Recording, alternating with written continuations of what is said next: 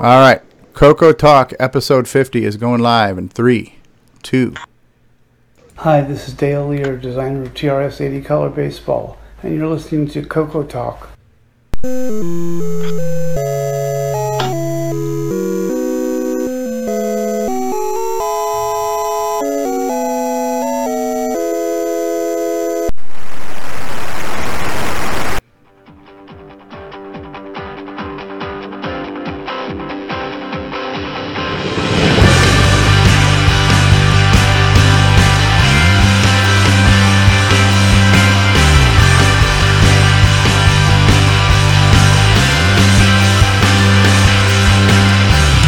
This is CoCoTALK, the nation's leading live talk show featuring the Tandy Color computer, with your host, Mr. Gameplay Goodness himself, Stevie Stroh.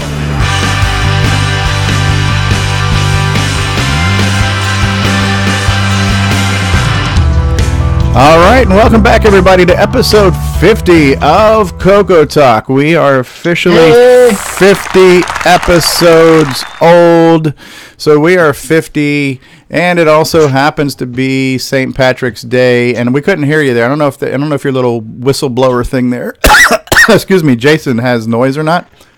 It doesn't have any noise. I bought the ones that don't make any noise. Well, that's a defect right there. That's a defect. That's just too cheap. That's American engineering and ingenuity at its finest, eh? But the package says they're fancy. Fancy. Fancy. Steve Powell is here and in the live chat. Let's address who's in the live chat before we even get to the panel. So Terry Steen joined us first in the live chat before the show started. Then Mark Overholser and Norlander, I should say. Richard Lorbieski, Curtis Boyle. Disney Saints fan, one of our patrons. Hello, Disney Saints fan. Steve Bjork. Tim Franklin is here. Steve Powell is here in the live chat already as we get the show going. And on our panel, from the top left-hand corner in a clockwise fashion, we have Mark Overholser. Hello, Mark. Hi, y'all. Howdy. And we have Grant Leighty. Hello, Grant. Good day, everybody. Good day, eh? We've got David Ladd. Hello, David. Hello, and thank you, Steve, and I'm so glad to be here. And we're delighted to have you. And Nick Marotta just joined us, too. Hello, Nick Marotta, in the live chat. We have from sunny Southern California, Steve Bjork is with us. Hey, not so sunny out here. We actually had something we don't see too often. It's called rain. Ooh, yeah. In Florida, we call that liquid sunshine. We do here, too, facetiously. We've also had just joining us from Mexico, Alexander Wallace. Viva la Mexico! Hello, Alexander. And from somewhere in Ohio, Jason, the CoCoMan's with us. Hello, Jason. Hello, hello. Hello, hello. Is this thing on? And from where the finest hardware has been counterfeited and produced of a lower quality. No, wait, that's China. But next to China, we have from Boys and Technologies, Richard Lorbieski is with us. Who may or may not be on microphone. My mic is screwed up, he says in the sidebar. He can't even retort. Ooh, goody. We can do some good ones. We can talk about Richard. We're getting into the foreign section of the show. From the Great White North, we have D. Bruce Morris with us. How's it going, E? Going great, eh? Your next door neighbor in your other part of Canada there is Curtis Boyle, eh? And from down under, Nick Marentes is with us. Good eye, Nick. Good eye, everyone. And Jason has turned himself upside down in honor of Nick Marentes in Australia, on the bottom of the planet, on the bottom of flat Earth.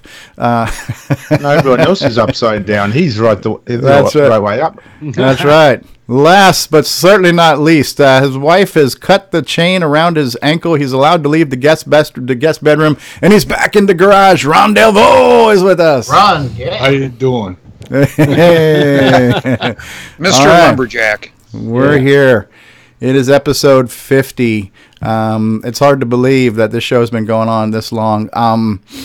I'm trying to remember when the show started. We started. Did I say shart? Yeah, I did say shart. I think it was 18th of May or sorry, 18th of March. Well, I guess this show could be called a shart, but we started this show sometime. Matter of fact, I'm going to check the I'm a Coconut Facebook page. Or excuse me, the CoCoTALK Facebook page. Because I think somewhere in here on the about, so it was March 19th. March 19th. So in 2 days, it's been a year, since we started this train wreck that we call CoCoTALK. Happy 50th, Yeah, and so we call this episode 50, but there has been weeks where things have happened that weren't officially a CoCoTALK. For example, there's been last year's CoCo Fest. Last year's CoCo Fest, Tandy Assembly. So if I had numbered these things by the weeks it's been going, whatever. But who's counting, right? So anyways, it's been going on a year. Why did we start CoCoTALK last year? David is here. Hey, David. And David's from the Florida Retro Club. I think David's trying to find us on Skype. He's saying he cannot find CoCoTALK at CoCoTalk.live as a Skype contact, but we're out there. I assure you, the truth is out there, David. So, our title for today's show is the Upside Down episode. So we started this show basically spontaneously saying, hey, we're really excited for CoCo Fest. CoCo Fest is not too long away, so let's just get together and talk about, kind of our Christmas Eve, jitters. What are we excited about? Let's share the love. Let's share the spirit of CoCo. And that's kind of what started CoCoTALK. And obviously it's, and it's been all downhill since then. But we're here a year later. It's just it's a cast of characters that we seem to assemble pretty frequently, for better or for worse. Mostly the latter category. For worse, till death do you part, right? So, till death do we get good. But we're having fun doing it. We are, and people are watching us, and I'm not sure how many people are watching right now. We've got 21 people in the live chat, and we haven't even started the show yet. Do we have any? Go ahead, Jason. And we probably never will. Yeah, exactly. So I think our last show was pretty good, and I think we agreed on the formula that we're going to have about 20 minutes of introductions, about 5 minutes of show content, and then about 2 hours of closing and post-closing and mid-roll credits and after credit. That's just the outro, I thought, the 2 hours. Yeah, exactly. Nick Marotta has just joined us. He said it's fun, a bunch of friends hanging out sometimes talking about the CoCo, right? It's like I went to a fight once and a hockey game broke out. So I went to CoCoTALK once and they talked about a CoCo for a minute. So so we're here. Do we have project updates? We have our first CoCo cat. We have our first CoCo cat of this episode. That's right. Mark D. Overholser has the CoCo. This is cat number 1. So far, we've been up to 3 cats and 1 dog. So we got to see if we can somehow. Ron, have you got any herds of animals, livestock, or anything going on over there? Let him get the emu out. Oh, there we go. Here's dog number 1. All right. So there she is. It's her birthday today. She's 11. Oh, happy birthday, doggy. Pearl. Is that 50 in CoCoTALK years, or? Yeah, doing what dogs normally do when they're 11. They just lay there. I was way ahead of the game then. Yeah, because I must be an 11-year-old dog. All right, so going around the room, shout out, yes, I do, if you have a project update or something you want to mention as far as what you've been working on this past week or so. Sorry, nope, I've not been feeling good still, so nothing to report. Okay. Reminds me of that scene in Spaceballs. Nothing yet, sir. Comb the desert.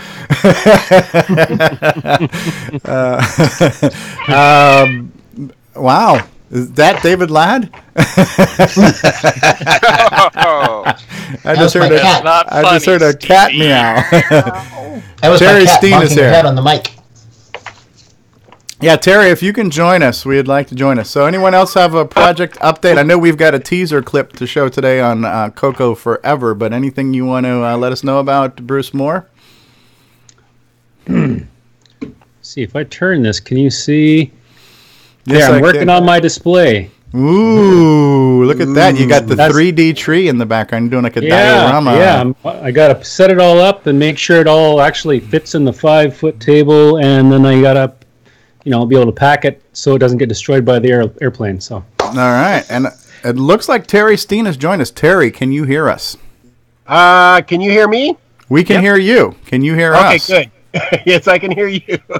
I haven't used Skype in a long time, so I'm getting my Skype legs.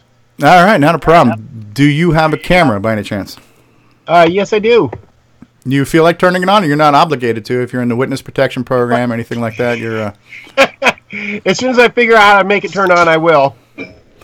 All right. Well, so when you're ready, we'd love to catch up with you and you get a mini life story from you, past to present, and let's not give away all the details because we would like to do a formal interview / segment with you. But I'm delighted to have you here. I'm glad that you've reached out and we've been emailing a few times, and definitely looking forward to hearing more from you in the future. And you're always welcome to join us at any time. Yeah, it's all you because if it wasn't for you posting balloon fire on YouTube, I would have never knew this existed because it just kind of popped up when I was wanting to show a friend what I was doing in the past because we're both getting all geared up for Ready Player One, and the CoCo was prominent in the story.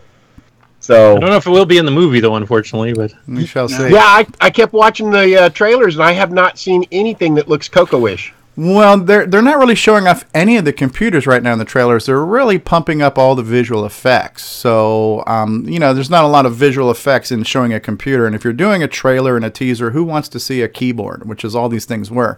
There's nothing like go see this movie by seeing a keyboard on there, So I could have shown Dagrath. Yeah. Hey, Eddie Serbinsky, another Canadian, eh? How you doing, Eddie? Eddie says hello and happy St. Pat's to you all. Thank you. Richard Lorabieski says my mic is still out. It's probably because he stole the design from someone and it's just not working. So,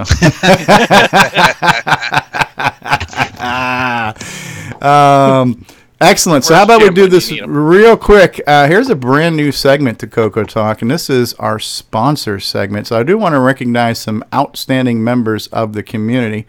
Hopefully my microphone is still working here. I don't know.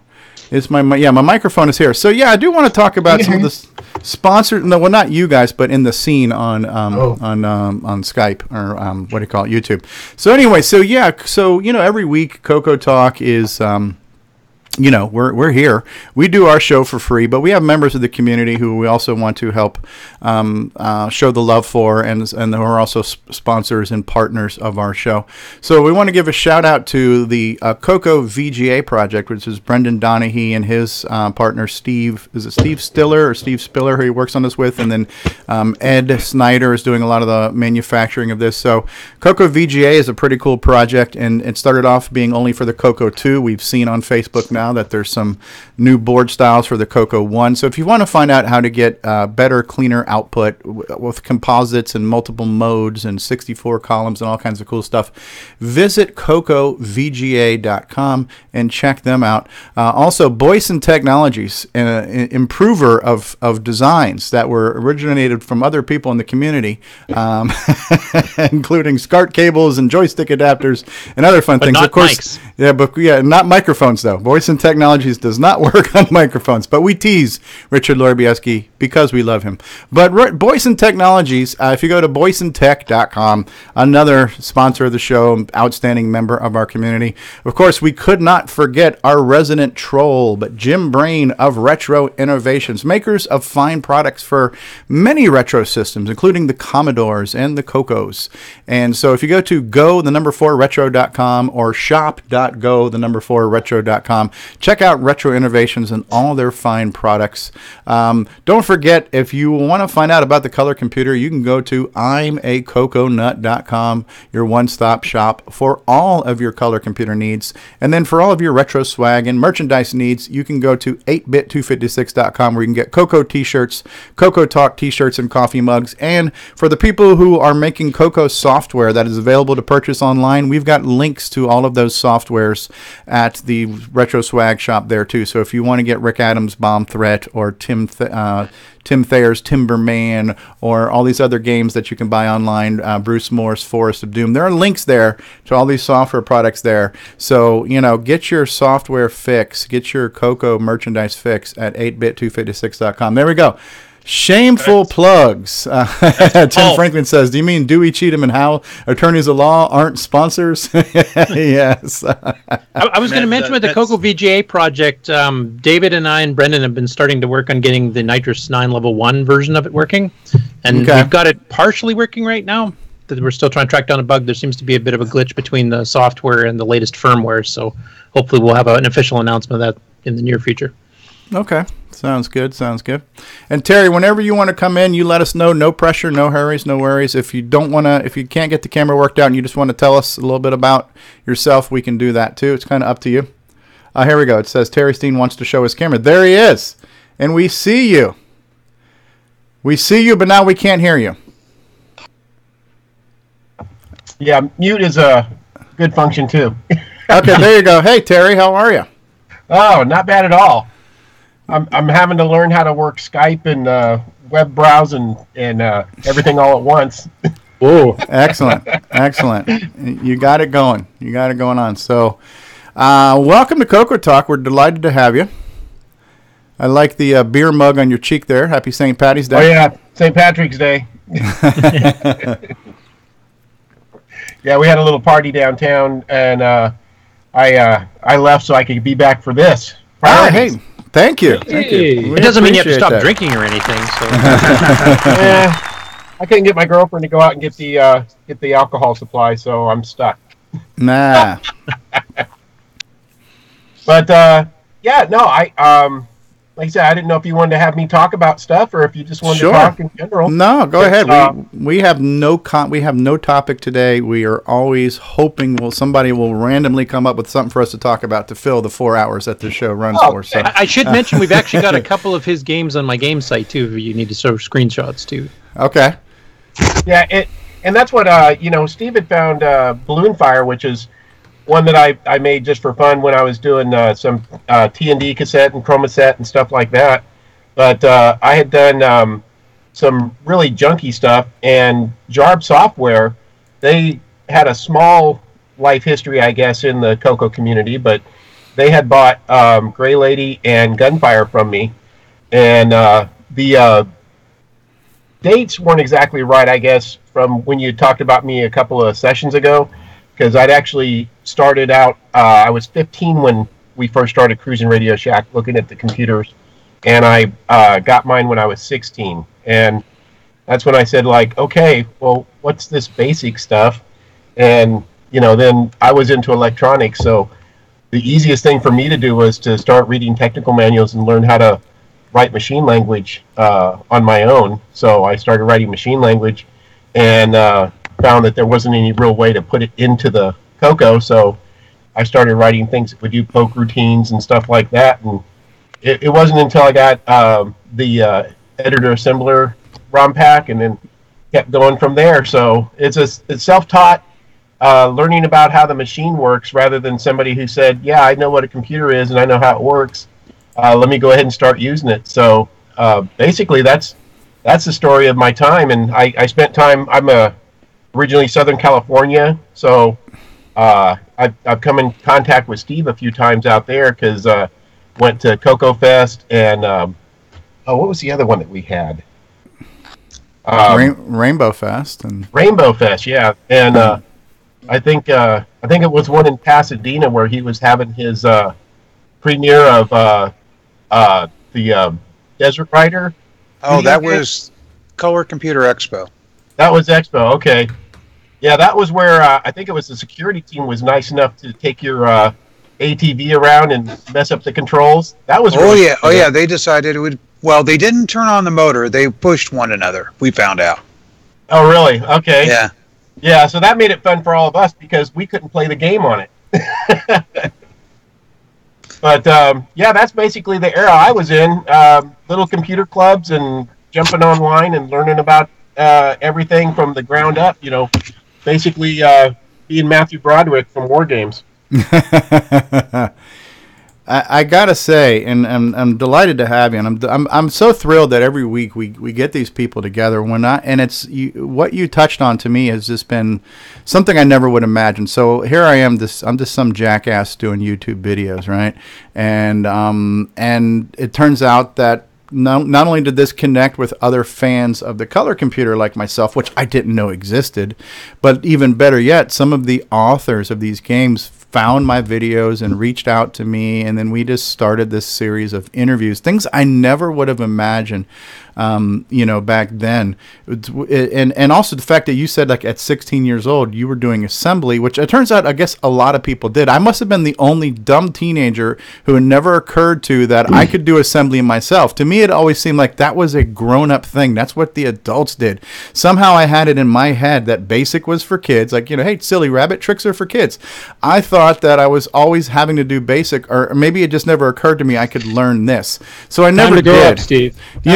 Listen, I'm working on it. I just found that so impressive that teenagers made these assembly language games, and a lot of them are like commercial quality, I always assumed that whoever it was an adult. It was somebody who was in their 30s.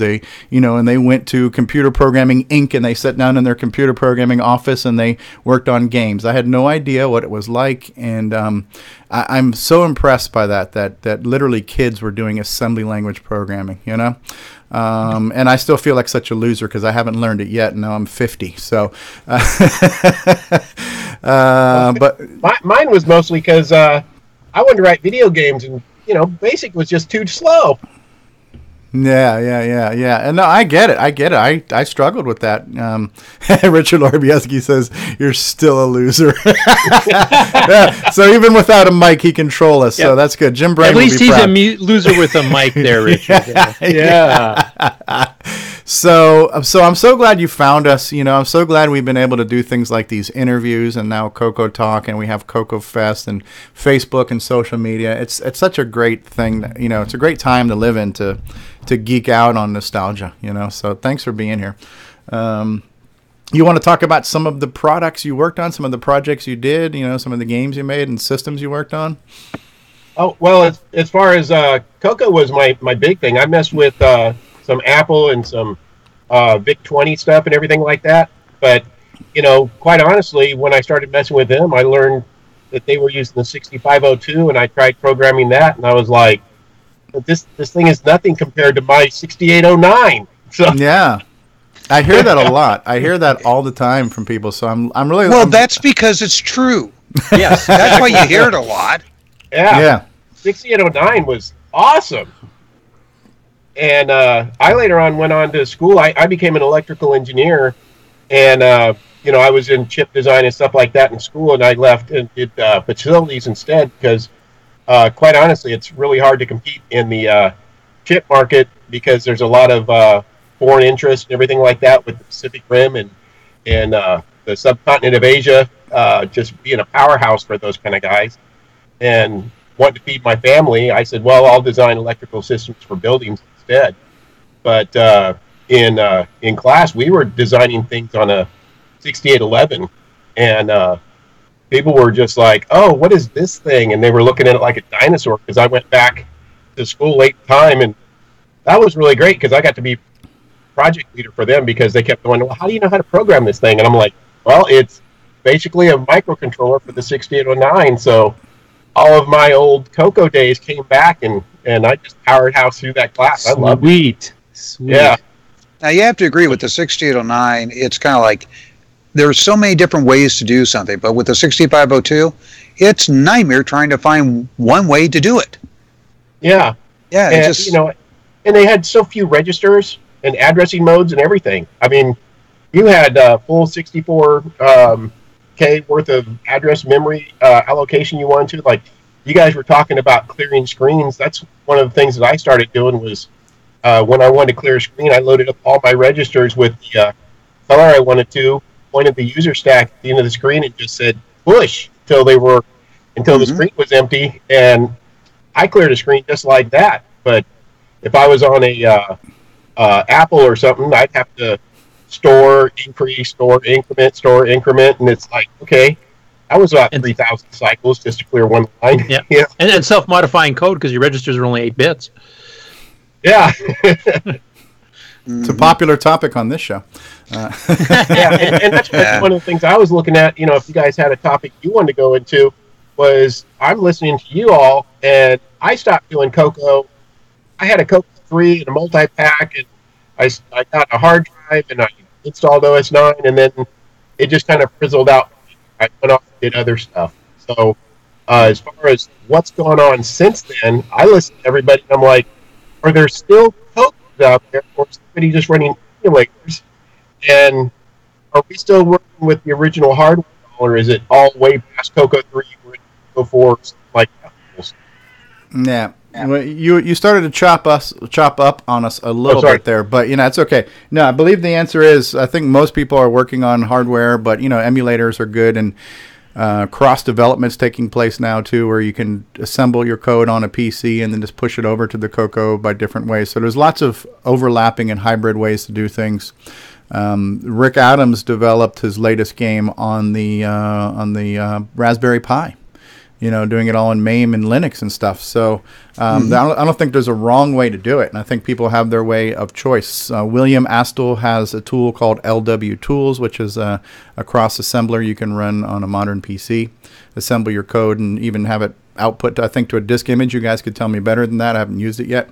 Lots of ways to do it, which is interesting. It's an exciting time where the development cycle is greatly reduced, I think, at this point.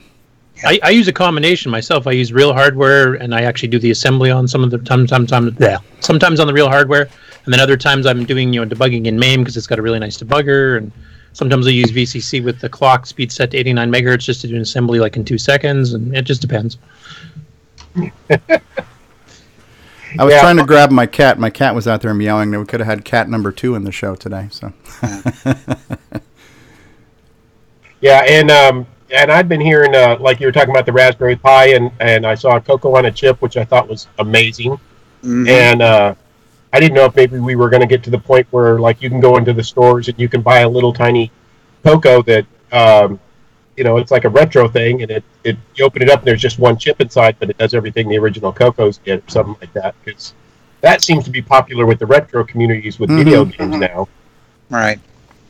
But if you did something like that, well, what would you be? A CoCo 1, a CoCo 2, a CoCo 3? All the above. Yeah. Right. All the above. Yeah, I think all you do is you just don't call it CoCo 4. You'll start a war. Right. Yeah, we'll just skip the CoCo 5. Like that title. I think burning torches and pitchforks. The biggest challenge to doing something like the classic NES, because Nintendo still exists. So for Nintendo to release a modern implementation of their old system is very easy. Radio Shack doesn't exist. The ROMs that were written by Microsoft, getting clearance to use those, I think, has been a discussion that nobody will know the answer to. We might as well talk about sound hardware. So, it's going to be really hard to release this. I always thought it would be great. And actually, the company to do it, if anything, would be Microsoft, because they own the Xbox, and Microsoft owns technically the basic ROMs. If we could get Xbox to have a CoCo emulator on there, dude, how awesome would that be? But I think that's the hurdle to releasing a commercial CoCo hardware-based emulator is the intellectual property of these basic ROMs, Yeah. Think about that. I only slapped copyright, and stuff like that on there, but I didn't have contracts or anything like that or any agreements as far as, Microsoft level stuff like, Steve with Datasoft and Radio Shack and everything. Is there anybody who's actually at the level that they can start saying, okay, I'd like to talk about what it would take to release the copyrights for these films? Well, I got back all the licensing and everything that I own because good old Tandy, they sold all their intellectual property through basically buying this company buying this company, end up Samsung. So I went to their lawyers and I told them, hey, you got this license, you have to honor it, you have to look for copyright violations, and if you don't, you can get sued. And they just kind of like, oh, well, for $1, I'll buy back all my licenses. Yeah, I had heard you, and it was kind of like, a little bit of extortion. It's like either sell me them for almost nothing, or you're going to have to take care of everything I ever ask you for. Well, they didn't even know they had that stuff in there. So I got that. And then there was some other issues with Datasoft stuff, and they eventually got sold to the Software Toolworks, and I talked to them, and I got all my copyright stuff back. So I basically own everything that I've done now with the CoCo. Awesome. Nice. Yeah. Of course, I sold something mine off every chance I could. Yeah, of course. In the case of Zaxxon, well, technically I can't do anything with that license because Sega still owns Zaxxon. Right. But there's a lot of little things in there that I own. And it's such a shame that it's going to be hard for you to release those, because one of the things at least release it like on an emulation platform. You could do like a compilation for somebody to run on a CoCo. But, my second favorite system next to the CoCo is the Sega Genesis. And there is a brand new compilation that's coming out again now, which is all the first party titles of Sega titles being released for all the modern game consoles. It's like 50 games in one collection that's going to be coming out soon. And this is not the first time Sega has done that, because I've got one for the Xbox 360 that was called the Sonic Ultimate Genesis Collection that had about 20 titles. Now there's a 50 title collection coming out for the PlayStation 4, Xbox One. And because somehow somebody's maintained those, the question of who owns the copyright, because somebody's been able to hold on to these copyrights, they can now re-release these anthologies later on and just keep, reissuing them every so many years to a new generation, and keep, kind of reinvigorating that cash flow. And you're in that position to do that, Steve Bjork. If you had a way to release, it would be great if you could release it on the Xbox, for example. Right. the Steve Bjork collection. Unfortunately, I think you can only release it on a real CoCo hardware, though, right? No, it could be ported to other systems. Oh, it could be ported, but yeah, but you own the software. The software could be redone, right? So right. Oh, see, I own the rights of the concepts too. Okay. So we also now have Karen in the live chat, Sixy, who is the creator of the X-Roar emulator, and he says that a lot of the games are fine with a dummy ROM that only implements a few functions such as the keyboard or joystick scan. So if you just do some of the ROM calls, is that the right term, and not the ROM code of BASIC, maybe you could get away with it? Yeah. So maybe a kind of hacked apart ROM that doesn't include the IP could possibly be used in an emulation platform. Clean room version, maybe. Yeah. So with the stuff that Tandy produced, we were not really supposed to use the ROM, except for a couple of links went in for the keyboard and like that. Yeah. And the problem is third-party software. Right. Yeah. And it looks like CoCoMan's playing one of your games there, Terry. I was going to say Microsoft would be a good choice, because the AppleSoft BASIC and the Commodore BASIC are all based on Microsoft code, as well as so they would be the one that could, stitch that all together. Yeah, if anybody's got a contact at Microsoft, that's not some douchebag phone answering person, because that's the only thing anybody's gotten. So, I believe Scott Went, right? Yep. Yeah, he might be able to get us to the right people. Yeah, we need an inside to get to somebody. It's kind of like, it reminds me of the Brother Jeremy thing, just like set the source code free. You know what I mean? It's like, come on, Microsoft. Yeah, it's too bad Eric Gavrlik still doesn't work for Microsoft. He used to work there back in the 90s. So. Yeah. Of course, Richard has a suggestion here, too, that I should port my game so that you could have a cheat code to skip past level 1 for Stevie. Good one there, Richard. Yeah. Stevie Warp. Always right level 5. Always the troll. All right. Well, we've been blathering here for already a half hour. We're going to take a commercial break, but before we take a commercial break, Bruce Moore, you have provided us with CoCo Forever teaser number 2. So do I have your permission to premiere and debut this teaser right now? Absolutely. All right, so people, stay tuned for the world premiere of CoCo Forever's teaser number 2, followed by some annoying commercials, and we'll be back. Imagine a different world. A world where Tandy Corporation has the upper hand. Where the CoCo surpassed all competitors.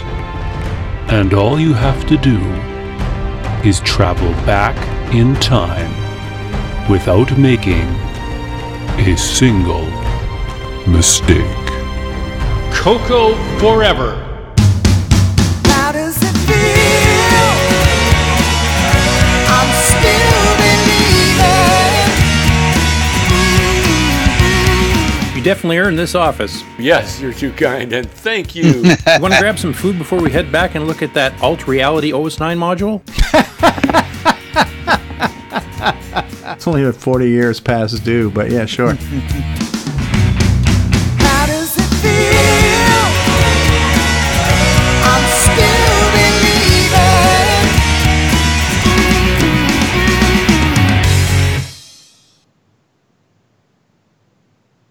Hi, this is Mark Overholser, and you're listening to CoCoTALK, the nation's leading weekly live talk show about the Tandy color computer. Hi, I'm Mike Rowan, and you're watching the original gamer, Stevie Stroh. And when you're done watching, come over and listen to the CoCo Crew podcast. Hi, this is John Linville. And Neil Blanchard. We are the CoCo Crew. I hope you're enjoying watching Stevie Stroh play video games, especially the CoCo games. And when you're done with that, check out our podcast at CoCoCrew.org. What's going on, everybody? Original Gamer Stevie Stroh here, and if you're a fan of vintage computing and retro gaming, then you're going to love our retro swag shop at 8bit256.com. There you will find custom designs by Instagram artist Joel M. Adams. You can get I'm a Coconut, CoCoTALK, and other cool video game images on a t-shirt, coffee mug, or mouse pad. So if you love retro, then head on over to the retro swag shop at 8bit256.com today. Tell them the Original Gamer Stevie Stroh sent you. All right, well, we're back. We are back and better than ever. So what'd you guys think of that CoCo Forever? Yeah, there's some pretty lame voice acting in it. You know the old saying, you get what you pay for, right? So Yep. I think I want my money back. Is Richard on mic? He's got his mic back. I got my mic back, yeah. All right, Richard has his microphone back. And we are I'm thankful. looking forward to it. It sounds like it's going to be an adventure game where, you know, you got to release your software before Apple releases a Mac or something like that. That'll be great. Mm-hmm. Yeah. Something like that. Yeah. Nick Marota says, I love the Back to the Future influences there. Yeah. I mean, it's such a great premise if you think about it, because that's what we talk about all the time. Why did Tandy do that, and what could have been? The thing I thought was really interesting, going back to Tandy Assembly of last year, was hearing Don French tell the TRS-80 story. And what if they just had CPM or something else like that on the TRS-80 when it came out? There may have never been an MS-DOS. You know, it's just there's things that could have happened, and it's just it's still, even now you just look at it. It's so hard to imagine that a company as big as Radio Shack and Tandy, which at one time was a global leader and an innovator, how they went from that to selling Sprint phones.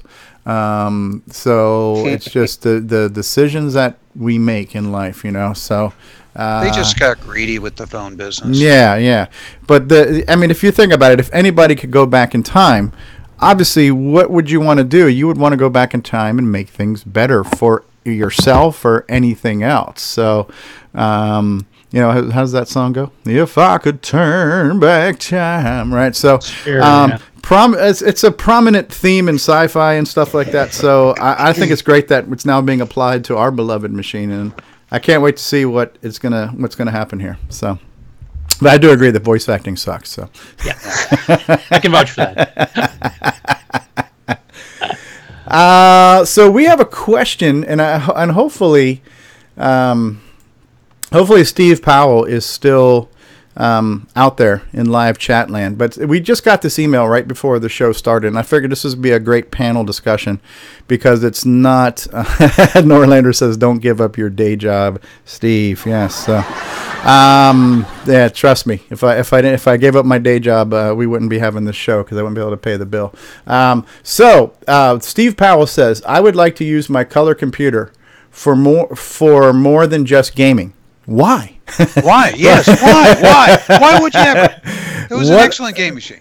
What I want to use it for requires print capability. I've been watching eBay for printers, but they're mostly sold as is. And a lot of them are too high priced, not to mention the issue of getting or keeping stock of print ribbons. Is there a way for the color computer to print to a modern printer? I know you can print via drive wire using OS 9, but I want to print from the CoCo directly to a printer. So there is our question. Okay, David Ladd. All right, ladies and gentlemen, we're going to hear a tech response from David Ladd. All right. One, you need a printer that has at least a parallel port. You need a serial to parallel port converter, or you can get a printer that has a serial port. You can get some receipt printers that still have serial ports. The important thing is you need to make sure that the printer that you choose is not specifically for only Windows.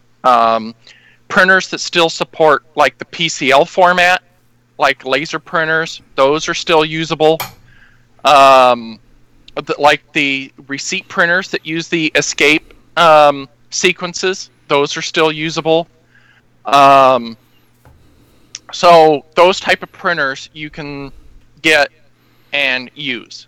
Unfortunately, the ones that use proprietary signaling that are for Windows or have ported drivers for Mac, yeah, you're not going to get unless you do some really funky stuff. Okay. Yeah, because most modern printers are basically, you're dumping huge bitmaps that the computer has to generate first, whereas the older PCL, programming control language that HP did, those you can actually send escape sequences and ASCII text and stuff, and it'll print that out. The newer ones, you're basically doing raw bitmaps every time. Gotcha. So the answer is yes, with the right device. Yeah. Yeah. Eddie Serbinsky is asking, is the Epson LX series still for sale? And I don't know how to answer that question. I'm pretty sure Oki Data still makes impact printers and stuff available for receipt printing. So, I don't know about the Epson. Okay. Yeah, the Oki Datas, where I used to work many years ago, we're selling those still. And Oki Data was a good one because there's still businesses these days that use what they call carbon paper, so that way they can print once on multi-part forms. Right. So, and you need a dot dealers, matrix printer for that. Yep, auto dealers are notorious for needing that. You know, when you buy a car, you got lots of paperwork. Now, and David really makes an important point there, is that a printer that's got a parallel port is a very slow communication device that can't take a lot of data. And it's really difficult to take dumping the entire bitmap through a parallel port onto the printer and not have it wait 20 minutes before it prints out the page. So it's got to receive the text, which is just the letter, and then convert that into the bitmap imagery that would go down on there. So that's probably the most important thing you're looking for, is something that's got a parallel port. There you go. Looks like Epson still has an LX350 impact printer for $231. Okay. So here's the next dumb question. If you're going to be communicating with that printer over serial port, you have to know what the baud rate is on the printer itself, or how to adjust that baud rate, and then you have to set the CoCo to match that baud rate, right? Mm-hmm. Yeah. Yep. Normally the CoCo by default, I believe, if I remember, the specification is 600 baud. Yep. If I remember it. And so the important thing is finding a printer that can go to that, or at least having software that can be adjusted to. In BASIC, it's pretty easy. You poke 149 and 150. There's a table of values you can find on the web that you can go all the way up to 9600 baud. Okay. But, and same if you're doing it under OS 9 Nitrous 9, there's an X mode, your /P, you can change the baud rate. Okay. Yeah, that's one of the first things I did, was got a serial to parallel converter and just cranked that sucker up. I think I had 19.2 on mine, and I can't remember if it was because I was using high-speed poke or not. But yeah, I think it did require the high-speed poke. Yeah, I remember that. Like the Blue Streak Ultima was a 19.2. I had a PBH, was only 96, but that was an old CoCo 1.2 one. Now, there's another option. I haven't done this myself, but I've heard of people taking printers like the PCL laser printers, like the Brothers, because they also still sell printers that do the PCL. What you can do is you can use like a Raspberry Pi or something to do the serial conversion to the Ethernet. So that way then you can send the data stream straight to like a more, networked printer too as well, if that's an option. So how would you do that? You would have to connect your CoCo to a USB to serial adapter, plug that into the bitbanger port, have the Raspberry Pi intercept that serial data, and then redirect that to a network printer? Yep. How it's done, I've seen it done on many YouTube videos, but I haven't done it myself. So is it safe to assume that most printing out of the CoCo would be coming through the built-in serial port that we affectionately call the bitbanger versus an add-on RS-232? Yes. Okay. Yeah. And then Steve Powell is asking, where would we find a serial to parallel converter? The internet. The internet. Okay. What's the web address to that? Is that www.theinternet.com? Find me the thing. You just do a search. You go to Amazon, Newegg. Any of the companies that sell this stuff. Best answer ever. The internet. Actually, the Epson LX350 page says parallel serial or USB. Ooh. Just plug it into the USB port on your CoCo and be done with it. Everybody's got one of those, right? So, excellent. Well, hopefully we provided a valuable community service today. Of course, if Alan was here, he'd say use that Wi-Fi project he's working on. Right. Printers. Yeah. You can do it the way that I did it, where you just get a schematic, and then you get a breadboard, you put all the jumper cables in there, and then you connect your wires to it. That'll do it for you. That's Alan using breadboard and jumper cables. Yep. And I believe Alan runs all his wiring schematic designs through Grant Leighty for proper color coding and IEEE compliance. Right, Grant? Yep. I do a great job at wiring. And to avoid rat nests, he uses a curling iron to twist up the cables to shorten the leads. And then Richard Lorbieski takes that design, screws it up, and then sells it. So, well, and then Jim Brain does all the warranty returns. But David Ladd figures it out eventually, and David Ladd will break it.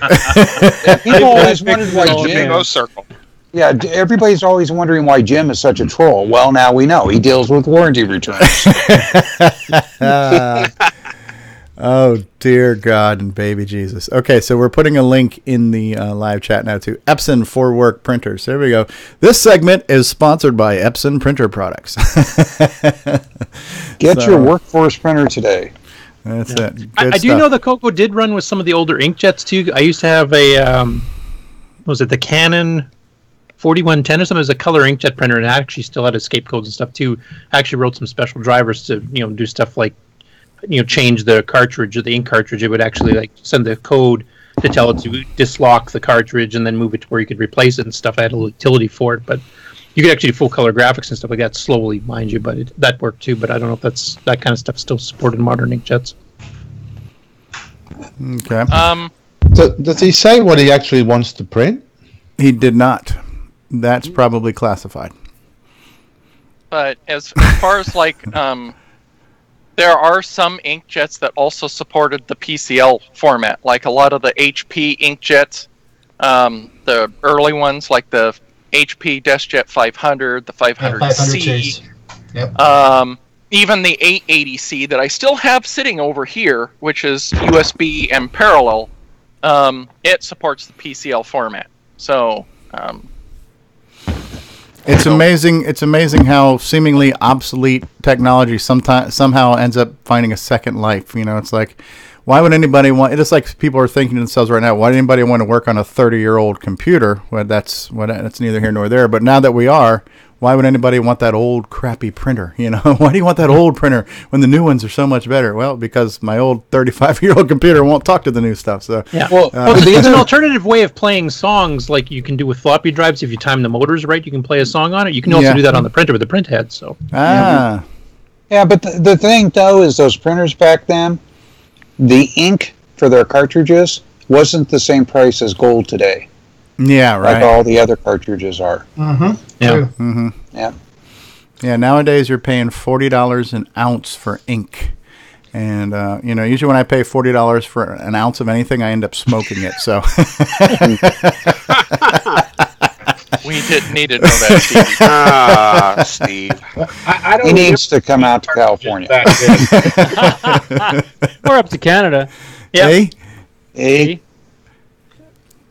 I had just ribbons, and I would re-ink them with those bingo stampers that my mother had. Oh, neat. Yeah, the liquid inks. Ron Delvaux had showed something where he was spraying WD-40 onto the ribbons to kind of reinvigorate those at one point in time.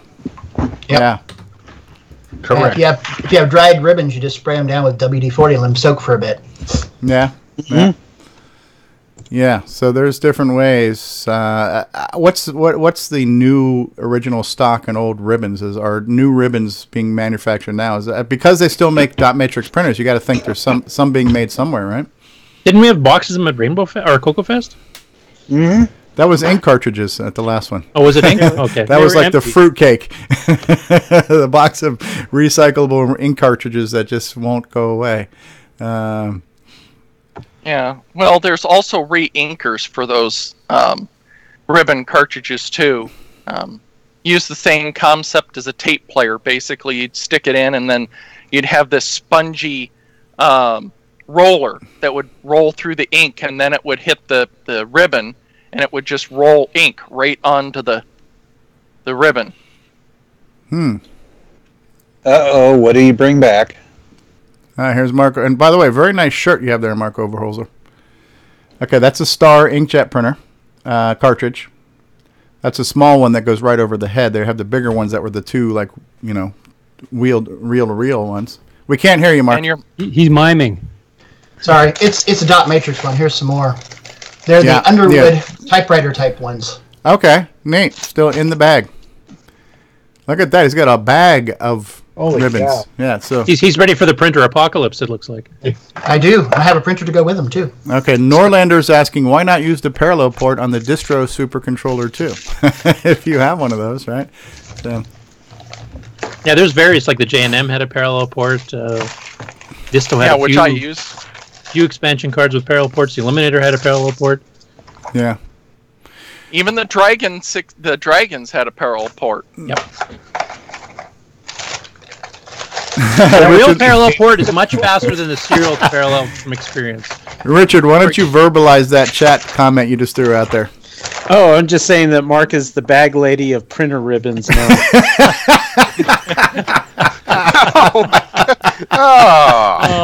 And Terry, you're about to say something? I got to keep them somewhere. Well, I just asking. I thought did somebody say Dragon came standard with a parallel port? Yep. Didn't also have an RS-232 port too? Yep. With on the Dragon 64. The Dragon 64 and Tano was the only ones that had the RS-232. They all came with a parallel. Yeah, the Dragon 64 was what the CoCo 2 should have been. It was almost a deluxe CoCo minus a sound chip. Real keyboard, real parallel, real serial. Yeah. Room for expansion. If you could get those any closer to the microphone, Mark Overholser, too, you can probably get it to the point where we can't hear anything else on the show. So. Mute button. He just needs his shopping cart. Why is it everybody, when it comes to 6009, who doesn't want to put a damn sound card in? You know? Yeah. And Michael Brandt just joined us in the live chat. He says the distro 4-in-1 had a printer port too. Okay. There you go. And Michael, by the way, at the Retro Computer Club last week, which I'll show you guys some footage of here shortly, Michael Brandt brought basically everything ever made for the CoCo 1, 2, or 3. He just had bins. It looked like Cloud. I called him Cloud 10 because he had just bins and bins and bins of hardware. Michael Brandt did. Mike. So. So yeah, I was going to show some of that. So yeah, we did not have a live CoCoTALK last week because I was in Central Florida at the Florida Retro Computer Club, which I did live stream, but there was also, the microphone was super sensitive, and you basically heard everything in every part of the room, so I think it was hard to focus on any one thing. I do have some footage I took with a handheld camera, and the camera's a little bit shaky, but at least the audio is a little bit less broad spectrum, a little bit more focused on who's speaking, and so I do have some of that to show, which we'll hopefully get to sometime today if anybody's interested in seeing some of that. When I'm done editing all of that, I will post it on my OG Stevie Stroh channel, which will be the future home of Retro Talk and other things like that. But yeah, I do have some of that to show, and I do have some of Michael's exhibit that we can show off if anybody wants to see that. He had some pretty cool stuff. He actually had the CoCo FPGA, not the CoCo on a chip, but the CoCo FPGA, the Becker one? Yeah, yeah, he had that one hooked up, which looks pretty cool, and it's in a nice case with the plexiglass top and everything else like that. So that was kind of cool. A lot of cool systems. I'm still editing that. Kind of ran out of time today. David Ladd, do you have anything technical you want to talk about this week? As far as breaking things, not specifically. I do have update for one of my little project boards that finally came in and I assembled. So okay, well, and Ron Delvaux got lots of stuff to show us off today. Ron, would you? We're going to take a break. Ron, would you like to go first, or would you like David to do an update and then you go? Yeah, let David, because I'm still fooling around. Okay.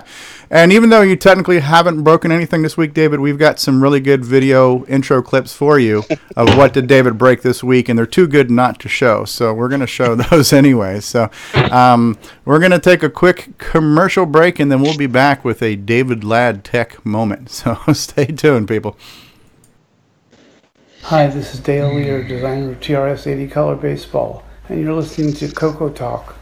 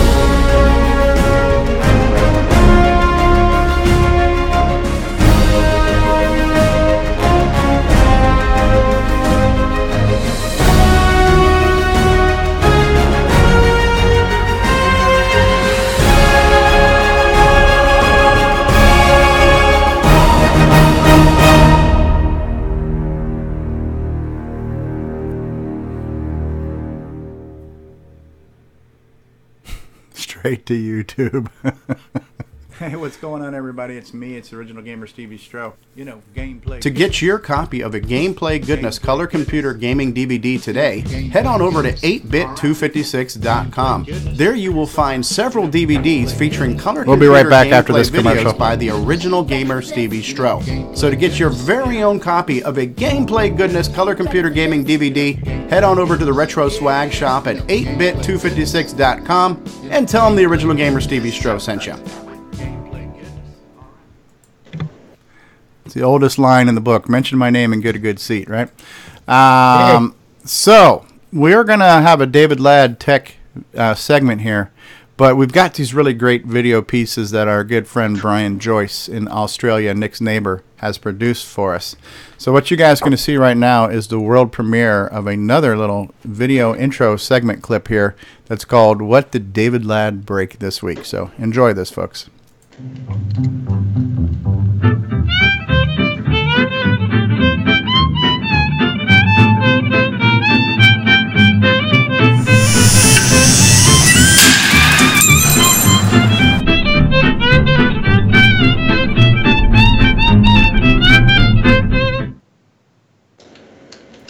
There you go. You just have to love hardware destruction. There's nothing like it in the world. So, David Ladd, how are you this week, David? Oh, I'm doing extremely well, Stevie. How are you? We're doing extremely well, too. Thanks for being here today, David. Taking away from your busy schedule of breaking things. Why, thank you, Stevie. Now he's going to break the show. He's going to break the internet. So what do you got for us this week, David? Well, I finally got in some test boards for my ESP 8266-01 to RS-232 adapter boards. Okay, and for anybody who doesn't know what an ESTP365RJ9 doohickey thing is, what is that? R2D2?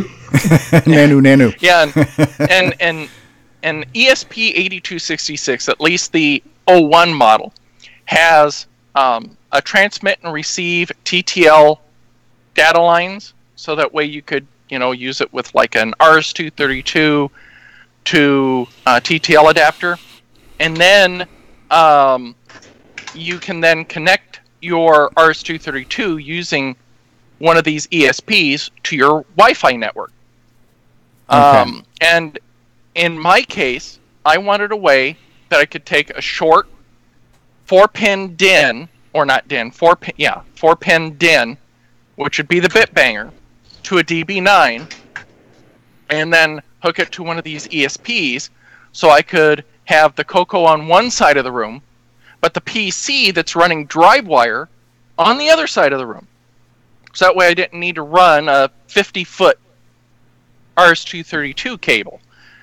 And I wired it up and soldered the headers, the other components on, and did a test run 3 days ago, and it worked great. Did you use a curling iron when you soldered this? No, but I did borrow some of Curtis's hair. For the rosin?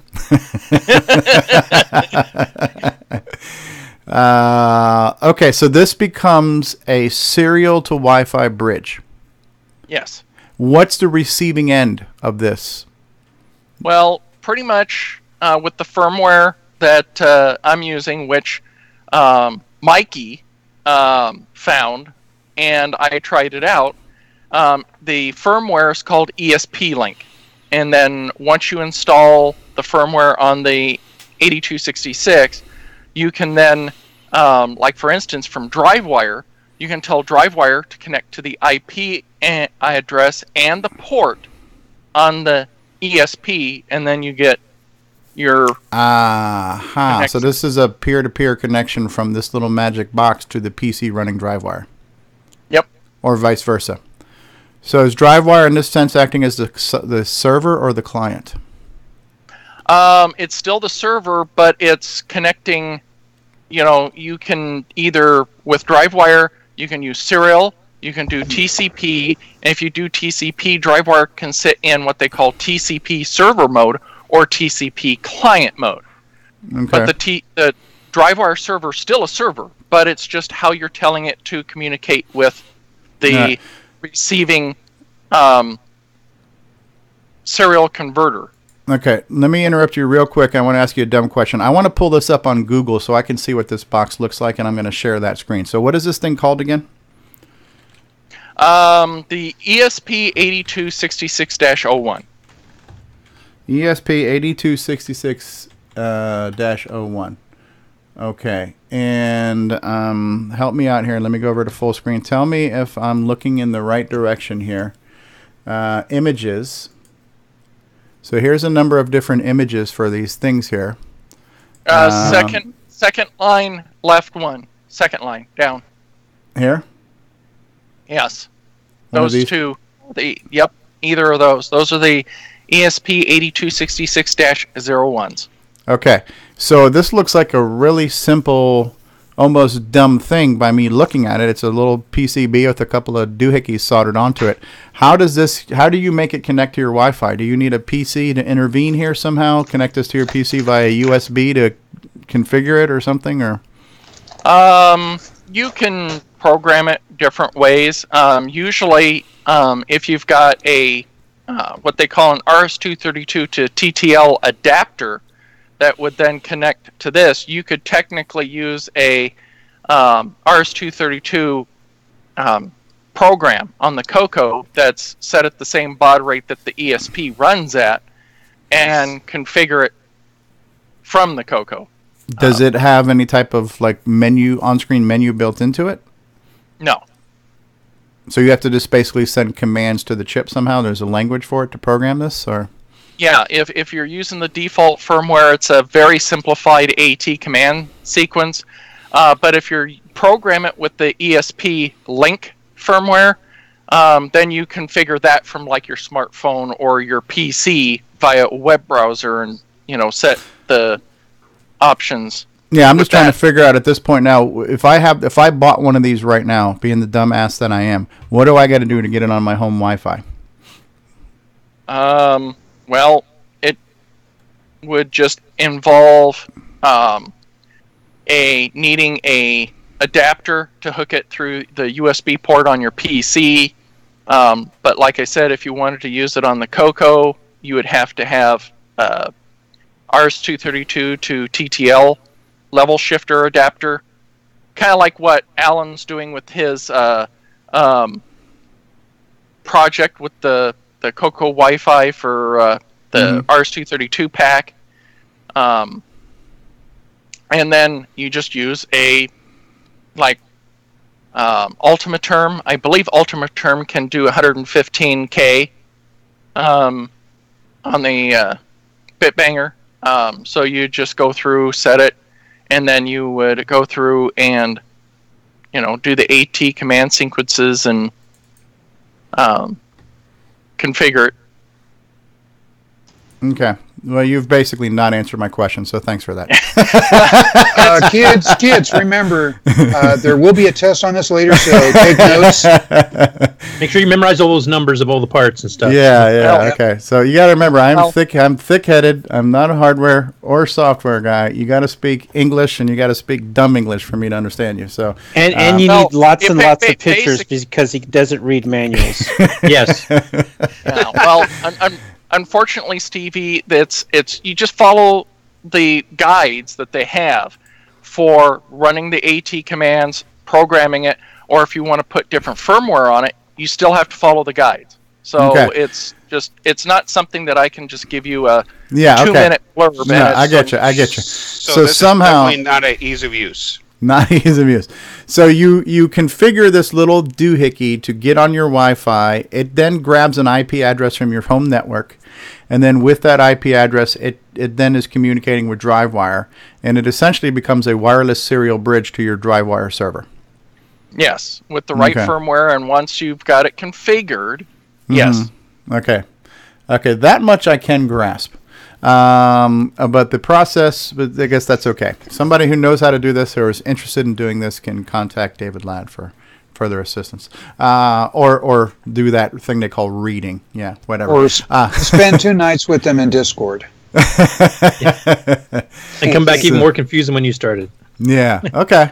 So that's interesting, and that's a slight. Now, this is where I get confused on all these wireless and Bluetooth projects because there's different ways to implement things. You're doing a wireless serial bridge, right?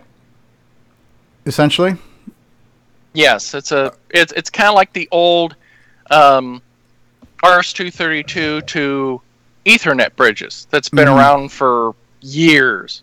Okay. Except this is just doing a Wi-Fi version of it. Okay. Where the software still needs to connect to an IP address, but instead of it being where you still run a 50 or 100 foot cable, now you have the freedom of using Wi-Fi to connect to your network.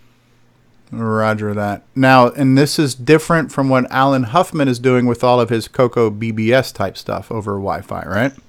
Because that's not a serial bridge, right?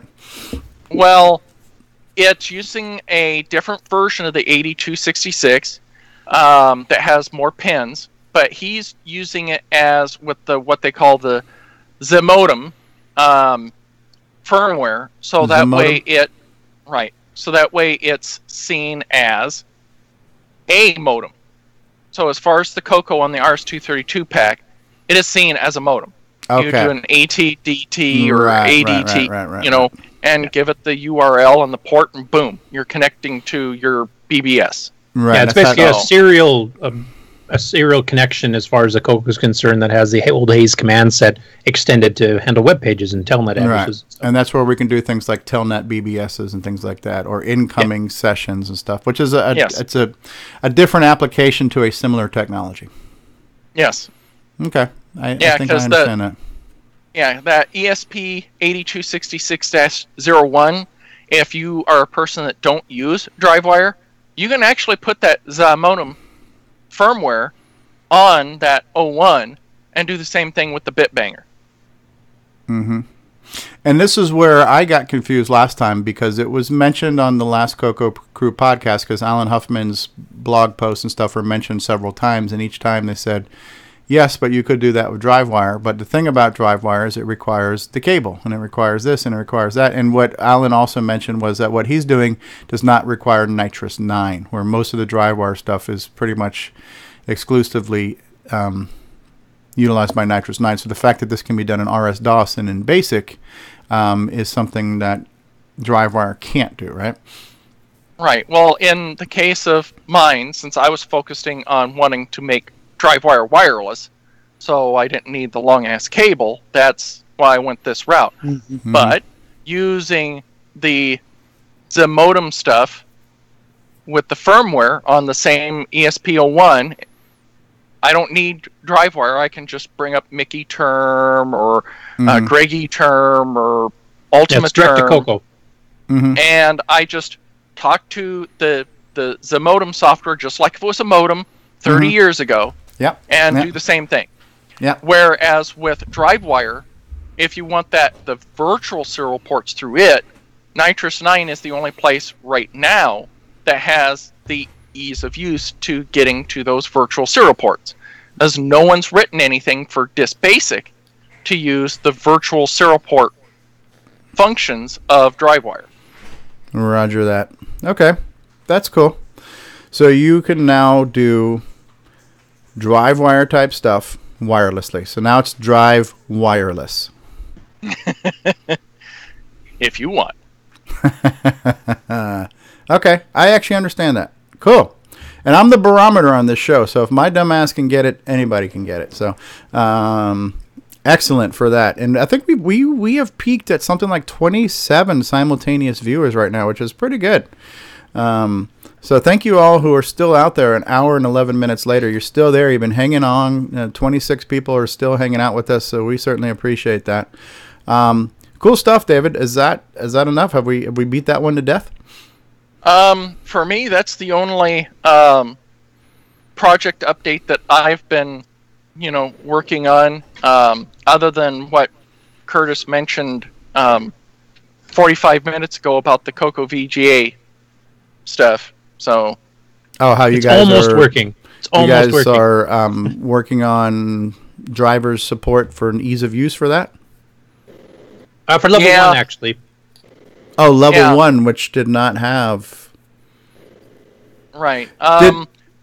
Boise had made some firmware or some drivers updates last year, but unfortunately they never made it to the live repo. But Curtis and I have made quite a few changes to some of the modules and how they were, so we had to manually import Boise's code. And then, strangely enough, when Ron was testing it, it worked perfectly fine. Well, most of the time it worked perfectly fine with DriveWire. But if you wasn't using DriveWire, then the CoCo VGA didn't work at all.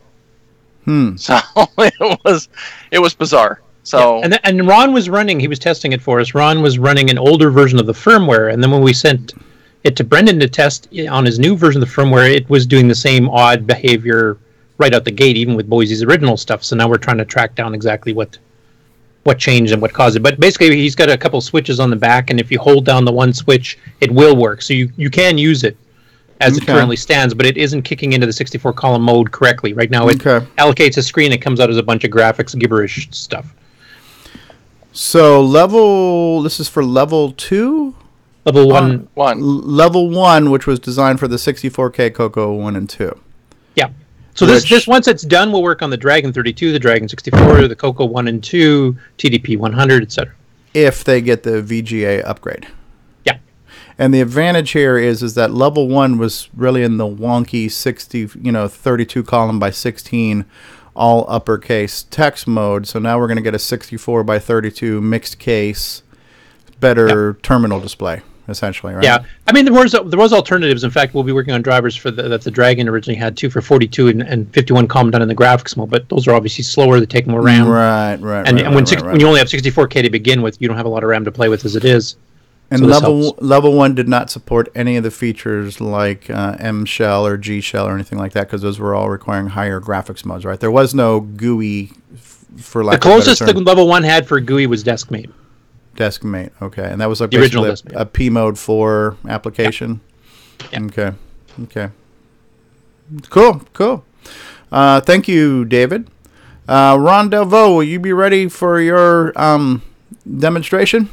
Yeah, hit me up. All right. Well, we'll take another quick commercial break, and then we'll come back with some Ron's Garage with Ron Delvaux. Thank you all. We'll be back, and thank you all 26 people who are still here. We'll be back in just a bit. Welcome to Ron's Garage. This is it. This is the place. This is where you should be. This is where you should tune in because Stevie Stroh has a great show. It's called CoCoTALK.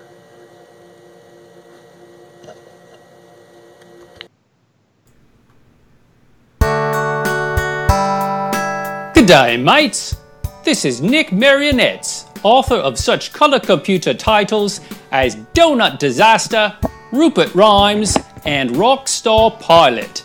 And I am here today to tell you about the world's most fabulous operating system, OS 9. OS 9 and its current incarnation Nitrous 9 is the most advanced operating system ever created. And what makes it so good? Ease of use. I find OS 9 so incredibly intuitive that I haven't once cracked open the user manual. And yet I've been able to create such incredible games faster than the time it takes to sing Waltzing Matilda. Using OS 9, I expect my next game, Funstar, will be done this weekend and distributed exclusively on ROM cartridge. OS 9 forever. Any resemblance to actual events to persons living or dead is purely coincidental. And what does OS 9 bring to us? That's right, ease of use. Well, we're back with another live episode of CoCoTALK, and Ron Delvaux has been with us for quite some time, but I believe Ron had a restraining order against his garage, and I believe all legal obligations have been met. So since we're now officially going back to a Ron's Garage segment taking place in Ron's actual garage, I believe it's only appropriate that we start off with a very cool intro graphic and theme song. So let's start off with that right now. Ladies and gentlemen, get ready for Ron's Garage with a peek into the past featuring the vintage computing collection of Ron Delvaux. So take it away, Ronnie. Yeah. Dig that music. Well, what we have here today in the garage is Tandy 1000. And we're going to demo a couple things. Okay. Ultimately playing some of the sound chip noise that this machine makes because it's similar to the chips that some of us in this group have actually, put to solder. Yeah, okay. That was my second computer, was the Tandy 1000. My first was the CoCo. Tandy 1000 was my second. Oh. I don't know if you can see it well, but one of the first things I want to show is this. I have a mouse, Logitech, and to tell you the truth, I didn't think I even had one, but this has a 9-pin on the back, not a USB, which is interesting. Here it is. Look at, and the mouse works. Yeah, look at that. Mouse first. You have to type in mouse, and then it has to install the mouse driver. Okay. Before I can use it. Serial mouse. Yep, and you can see it pretty snappy. It's a 80, what is it, 88 processor? Yeah, Is that correct? Yeah, I think so. And Anyways, this is before Windows was big, and so to have a MS-DOS based GUI system and applications like this was actually pretty innovative. And the TC logo showing up when it's doing something. Tandy Corporation. Okay, yeah. I had the first version of DeskMate on mine that was actually all text-based. So that was like almost an old version of Microsoft Works, where you had these individual apps, but there wasn't a GUI. So there was a text-based word processor, a text-based spreadsheet, text-based terminal program. So this was the second generation of DeskMate for the, I think this one was released with like the EX and HX and SX ones, but my first version was all text. It's hard to tell where on the arrow that the actual selecting is. Oh, yeah. It's a big one. I want to hit exit here. I don't want to hit print. Must be the very tip. That's what she said. I want to play a game, so I want to get out of here. Okay. Okay, so... They had a paint program, too. I remember doing artwork with this, yeah. It's also a Hangman game. Ah, neat. Yeah. Okay, so let's get to the game.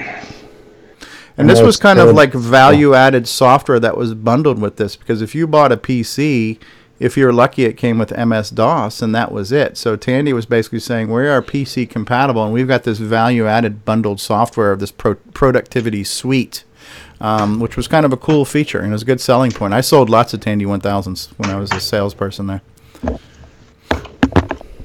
Well, that's the whole idea of the GUI interface, was make the computers easier, and that's what Tandy's clients mostly were they weren't that computer sophisticated. This has 640K.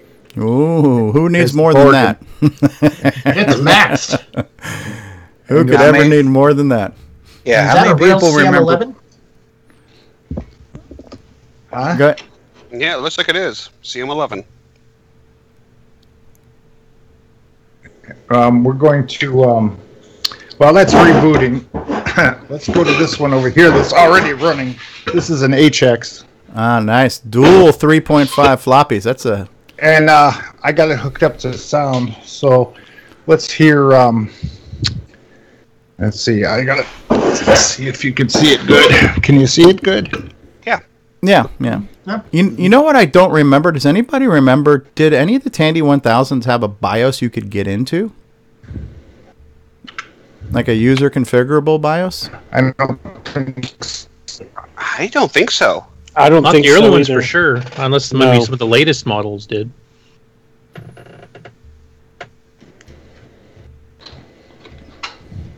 You're missing a door in that monitor run. Yeah. That was a common Tandy monitor ailment. I don't know where I put it. Oh.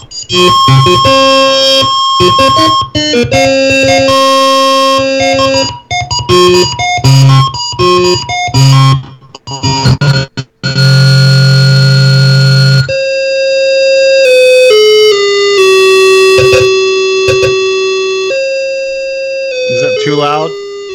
It's better now. You just lowered it. Or maybe not. A lot of credits. Yeah, these were the best parts.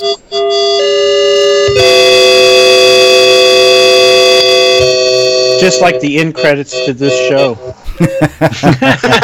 Oh. Wow. Remind me to remove Boyce and Tech from the from those credits so we can shorten it just a bit. I resemble that comment.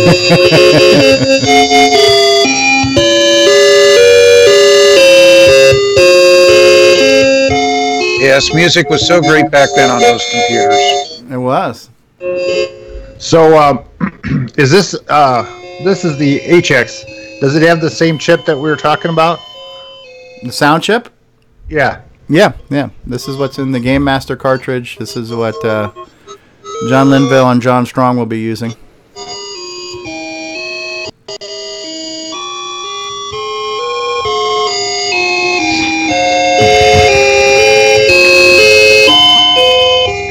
right, so let's go to the other machine here.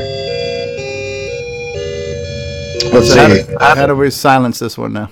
Yeah, just okay. It has a volume control on the side. Hopefully my ears will stop bleeding in the next hour or two. Really. This has a hard drive in it. I think it's 15 megabytes. Ooh, look, and you got mixed floppies there too. You're very avant-garde there, Ron. Oh, it's rocking.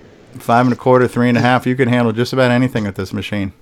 Yeah. Oh yeah. Let's see. I want to go to games. That thing got a Hemi in it. Yeah. What about a zip drive? If I handed you a zip disk? I don't have a zip thing, no. Parallel port. So this is Prince. Prince of Persia? Yep. Oop. Are you going to do some Purple Rain for us? Oops. Jordan Mechner. Now show it running 3 or 4 programs at once. Hey, DeskView was a thing. Deskmate was great for single tasking. Hey, Steve, I got a question for you while we're waiting here. Yeah. Is there a way to play these old games on modern computers? Through DOSBox is one way. Yep, or BDOS. Or another one is, I use specifically for a lot of the Sierra games an emulator that's called Scum VM, SCUMM, which is, Scum was the game engine that Sierra Online came up with. Sierra had a bunch of graphics adventures similar to, LucasArts had some graphics adventures similar to Sierra's. Sierra was called AGI, Adventure Game Interpreter. And then LucasArts came up with a graphics adventure engine called Scum. And so there's a very specific emulator that's called Scum VM that targets most of the Sierra and LucasArts graphics adventure games. And it gives you a lot of options. It'll emulate the Tandy 3-voice music. It'll emulate the Roland MT synthesizer. It'll emulate like the Gravis sound and Tandy sound source. So it emulates a lot of the retro sounds that were options of that era. And I typically use Scum VM for most Sierra games to play them in Tandy mode very faithfully. Nice. Yeah, and that's a free emulator. And you buy the software, or you have to own it still? There's a lot of abandonware sites where you can get these.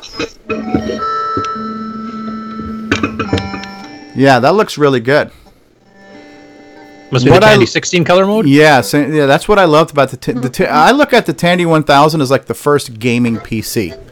Because it had 16 color and 3-voice music that were not standard issue features of most of your typical PCs at that time. And Radio Shack had such a presence, they could push that. It became a standard. Mm-hmm.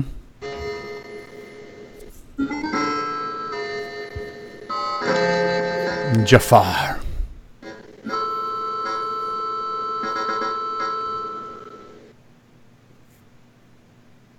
This is on the hard drive. Yeah. Always love. God, this brings back memories. Oh, yeah. I can never get very far in a game, but it's always fun to watch the guy run, you know? That doesn't surprise me. This was so good because Jordan Mechner actually did rotoscoping of images. He actually did film and video. His brother was his animation character. Yeah. Yeah, just way above anything else of the era. And I think this first debuted on the Apple II, right? Yep. Yep. That was his primary machine. It was groundbreaking. The sands of time. Kind of like watching a movie. Yeah. Yep. There's the CoCo cat.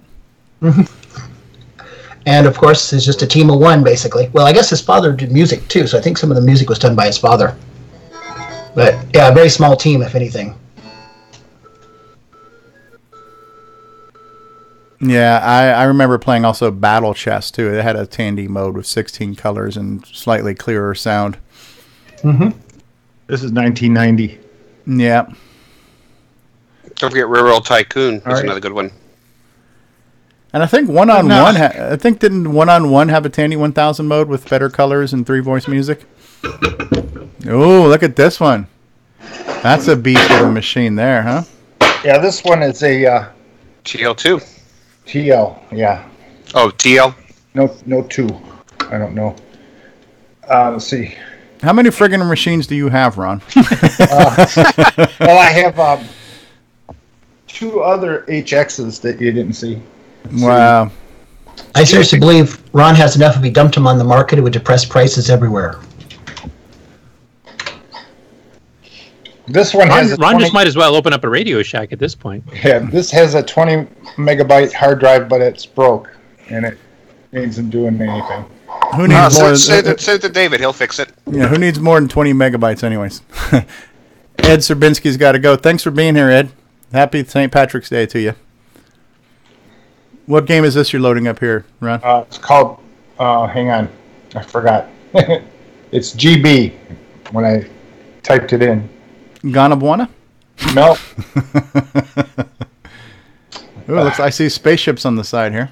Yeah. Nice. That's PC sound at its finest. That's not Tandy sound there. Galactic Battle. Galactic Battle. Keep those shields charged. Let's see, how do you start it? Hit enter. I guess. I was going to say, you're playing almost as good as I play. So. No.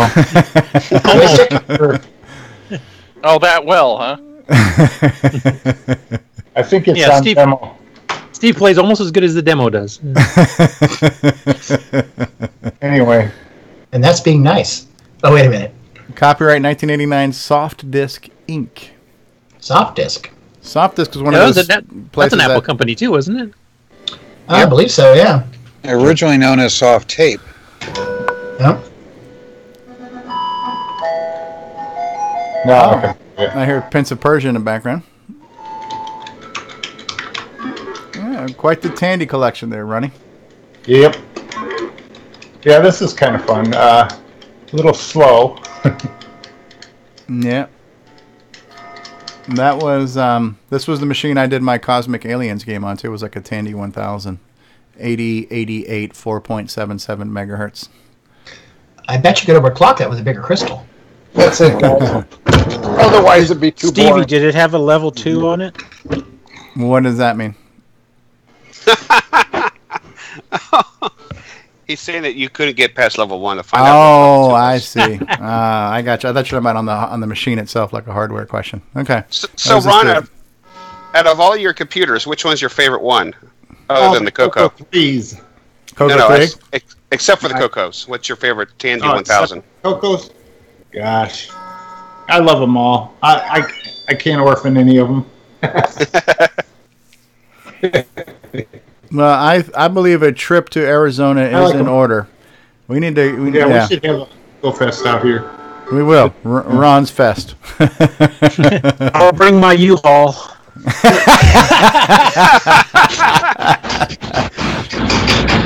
Good stuff. He's closing the garage door. Are you opening? Oh, there he goes, opening it. Look at that view, huh? That's where we set up our campers? Yeah, right? Arizona in springtime. That's a beautiful sky out there, Ronnie. Look at those I'm palm gonna go out trees. to the DeLorean and go back in time and take over Tandy. Yeah, right? That is beautiful. Yeah. It's a nice place. Yeah. Okay. Can I come over? For Ron's garage. Tim Franklin says outside in 16 colors. So where you park your car at? In the garage. I have one bay right where the stuff is. It gets all put away over there. All right. Well, that's cool. Thank you, Ron. Thanks for doing that. Yep. Thank you, Ron. We hey Nick, was there anything you wanted to talk about this week? You've been kind of quiet so far. No, nothing this week. Okay. We're going to take a quick commercial break, and then I'm going to show you guys some footage from the Retro Club meeting I was at last week. It's still in the process of being edited, so we'll show some of it, and this will be kind of a teaser because when I'm done, I'll put it on YouTube. But as we're watching this, tell me when you've seen enough for now. We don't have to watch the whole thing. There's about 25, 30 minutes worth of stuff. Maybe we'll watch maybe 10 minutes worth of it. I'll at least get through the introduction so you can see who was at the club and what systems they show. I would like to show 2 table exhibits that won't take that long either. A nice Apple II and Amiga 500 display, and then Michael Brandt's display as well. So we're going to take a quick commercial break, and we'll be back, folks. Greetings, YouTubers. Atari Leaf here, and you're listening to CoCoTALK. Come here.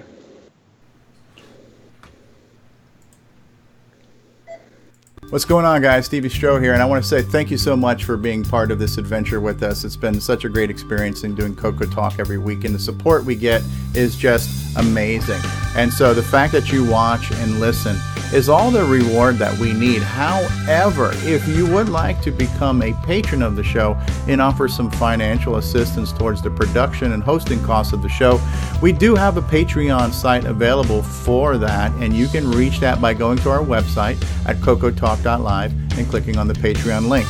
But just do us a favor and watch and listen to the show. At Gsoft, we make games for the TRS-80 color computer, TRS-80 MC10, and Dragon computers. Our basic games cover the range of genres from arcade, to text adventures, to simulations, to 3D dungeon crawls. This is our latest puzzle game from Japan, Fruit Panic. So come on and drop by our website and download our latest games. Hey, what's going on, everybody? It's me. It's Original Gamer Stevie Stroh. You know, gameplay goodness. This is for you, Richard Lorbieski. Gameplay goodness. You know, gameplay goodness. All right, people. Gameplay goodness. Thank you so much. I lost my will to live now. You know, gameplay goodness. Are you ready for this? You know, gameplay goodness. You need a shotgun sometime by having a country version. Are you ready for this? You know, gameplay goodness. Just for you, Richard. You know, gameplay goodness. A little music to steal designs too. This is how Gameplay goodness. All right, people. You know, gameplay goodness. Thank you, Myro. You know, gameplay goodness. You know, gameplay goodness. You know, gameplay goodness. I like that Dancing Devil simulation of Richard dancing to the tune. Gameplay goodness. All right, people. Yeah, we can Photoshop this down. To the floor. Gameplay goodness. Yeah. You know, gameplay goodness. Yeah. That's great. A little bit of Zach's on there. Zach's on, Zach's off. And Bruce is rocking it. I like Bruce is rocking on his, looks like a bass guitar there. I don't know, is that a bass? Yeah. Oh, is it over? Sorry. All right. So I have not had a chance to finish the editing of this video. So this is kind of an edit in progress here, but this is going to be the highlights of last weekend's event, which I was live at the Florida Retro Computer Club's meeting in Central Florida, and there was about a dozen or so people there and about a half dozen different displays. And we got to hear from a few people telling their little stories, who they are, what systems they had in the day, things like that. And so we'll start off with our very own member of our CoCo community, Michael Brandt, a.k.a. Qui-Gon Jinn. So let's hear some introductions, and then you guys, again, tell me when you've heard enough of this, because I don't want to give away all of this, because, you know, millions of people are going to want to see the entire video at some point in time. So here we go.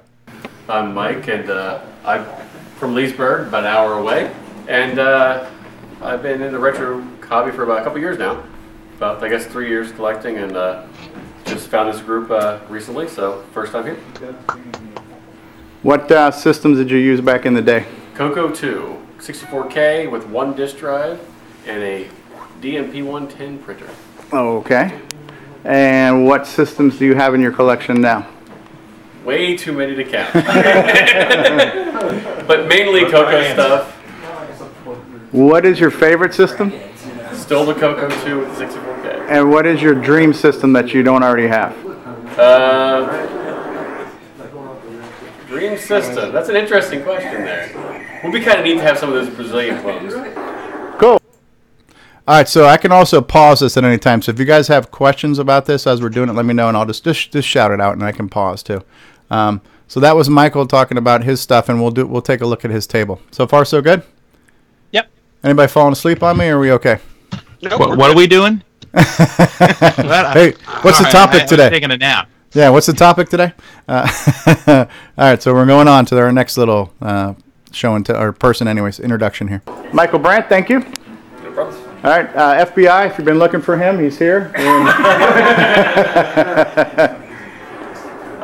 John Robs. I've been playing with the CoCos since, I believe, '82, and I still have some of the original one that I had in high school, and I just about 3 years ago started collecting again, and found out about the CoCo Fest in Chicago every year, and started going to that, and watching Steve's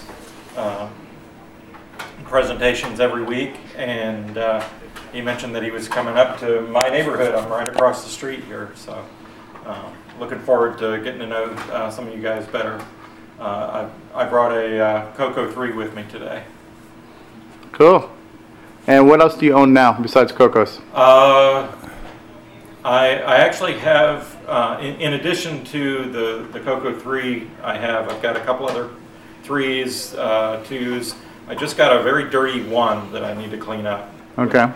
And a retro. I'd like to get one of Roger Taylor's FPGAs? CoCo on a chip. Okay, that's the, okay. Yeah. I get those confused, yep. Yeah. CoCo on a chip. Cool.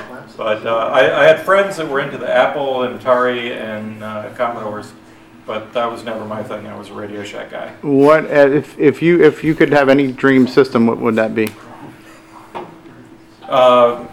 Retro related? Yeah, or I don't know. I guess the Roger Taylor okay. on a chip. Cool. Thank you, John. I thought that was his. What the hell's going on? Ron. Yeah. Where's that blah blah blah sound come from? Sounds like Charlie Brown's teacher just joined the call. Yeah, I thought that was interesting that his dream system was the Cyclone. The DEC Zero system or whatever, the CoCo on a chip. That's kind of cool. The one that we'll see and coming up is the Mist system. Have you guys heard of this Mist? No, I haven't. I've heard of it. So the Mist is like a hardware emulator that's designed to emulate certain retro systems, and you install a core for it on a micro SD card, and then it becomes that system. And so the guy had one configured as an Amiga 1200 or something like that, but you can get the Mist configured as about any 8-bit or 16-bit retro system. So it's a kind of a multi-purpose hardware emulator that's already got cores for lots of different systems built into it. So similar to like what I guess they're doing for the CoCo FPGA and things like that, but this is one that's already built. It's a common hardware platform, and you just boot up to what hardware you want it to emulate, which is kind of a more multi-purposed idea, I think. So so you'll see one of those things. I thought it was pretty cool. All right, so that was John T. Robs, and I met him for the first time last year at CoCo Fest, and we went to the German restaurant together at Sunday night too.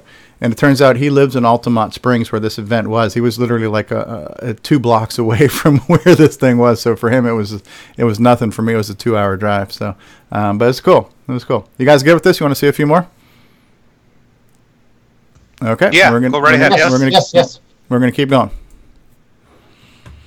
Yeah. The host with the most. I don't know about that part, but anyhow, my name's Cooper. I guess I'm the host of the Central Florida one here, and let's see, I collect apples mainly, and now Amigas, unfortunately. I say unfortunately only because not because I don't like them, I love them, but it's another cost factor now.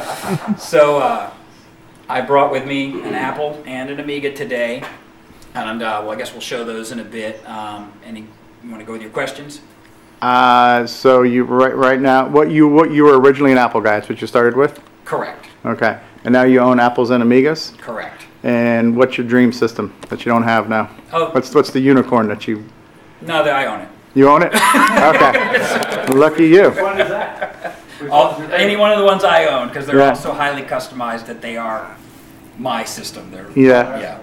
That's cool. What's your favorite system?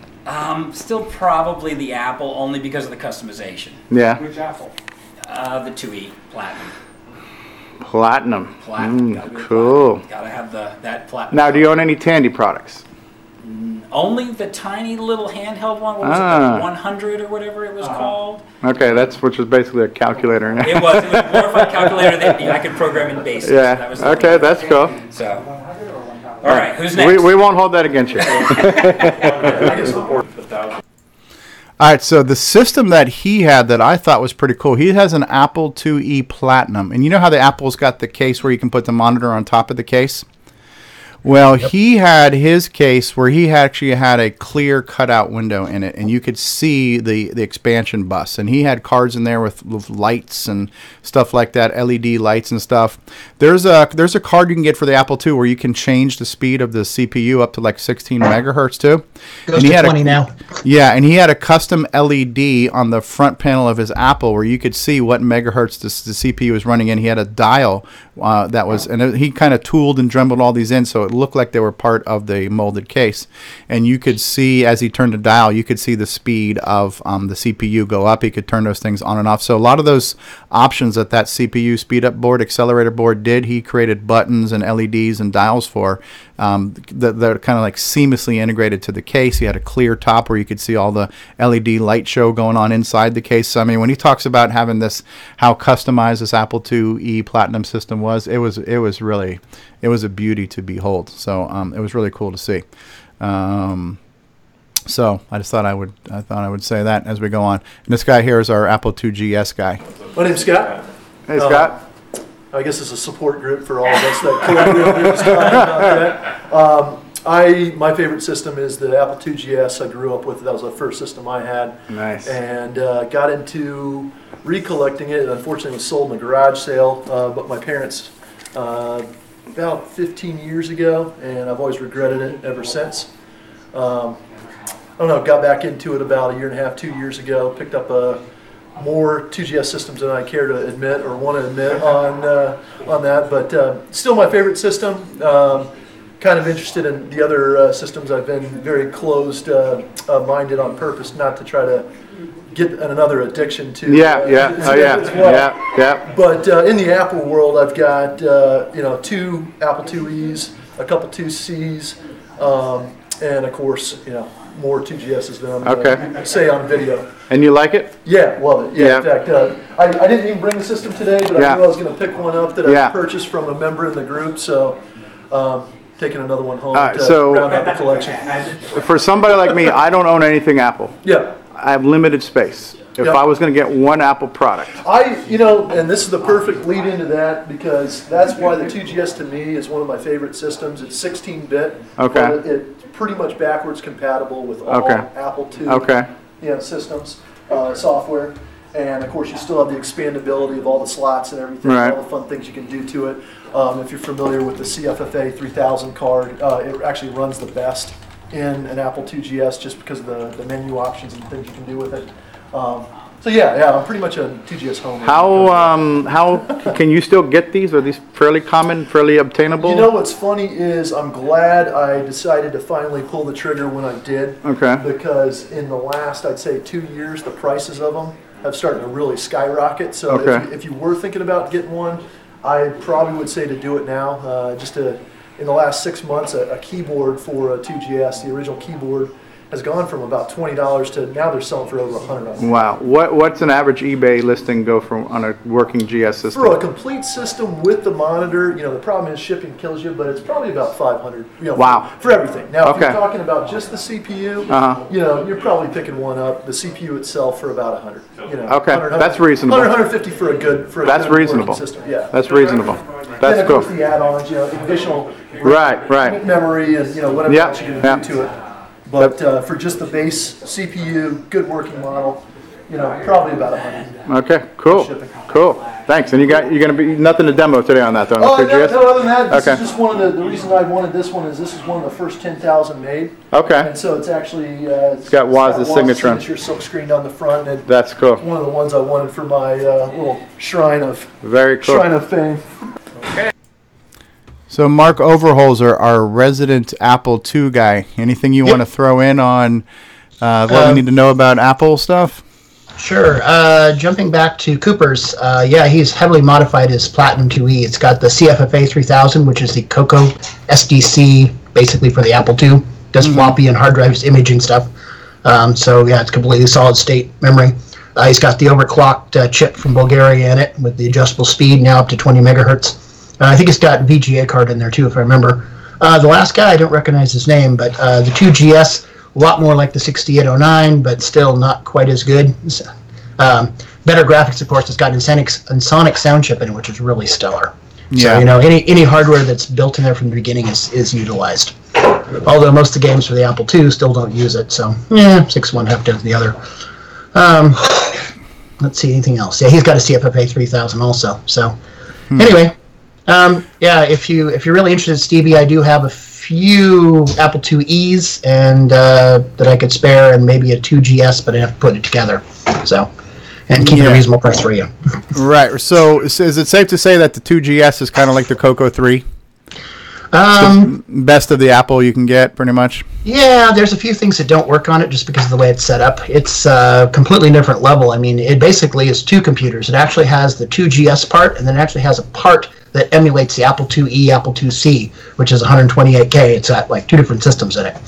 So, and most everything works on it. You can, it's backward compatible, but it works differently. It's got an external keyboard. It uses Apple desktop bus for the keyboard rather than parallel type connection like the old Apples or the CoCos use. So, but for the most part, it's emulated in hardware pretty good. Yeah, if you get a 2GS, you're going to be able to run the older stuff too. Yeah. Yeah, so that might be something to look for, because I would like to have an Apple, but I don't know that I want to go crazy overboard with Apples.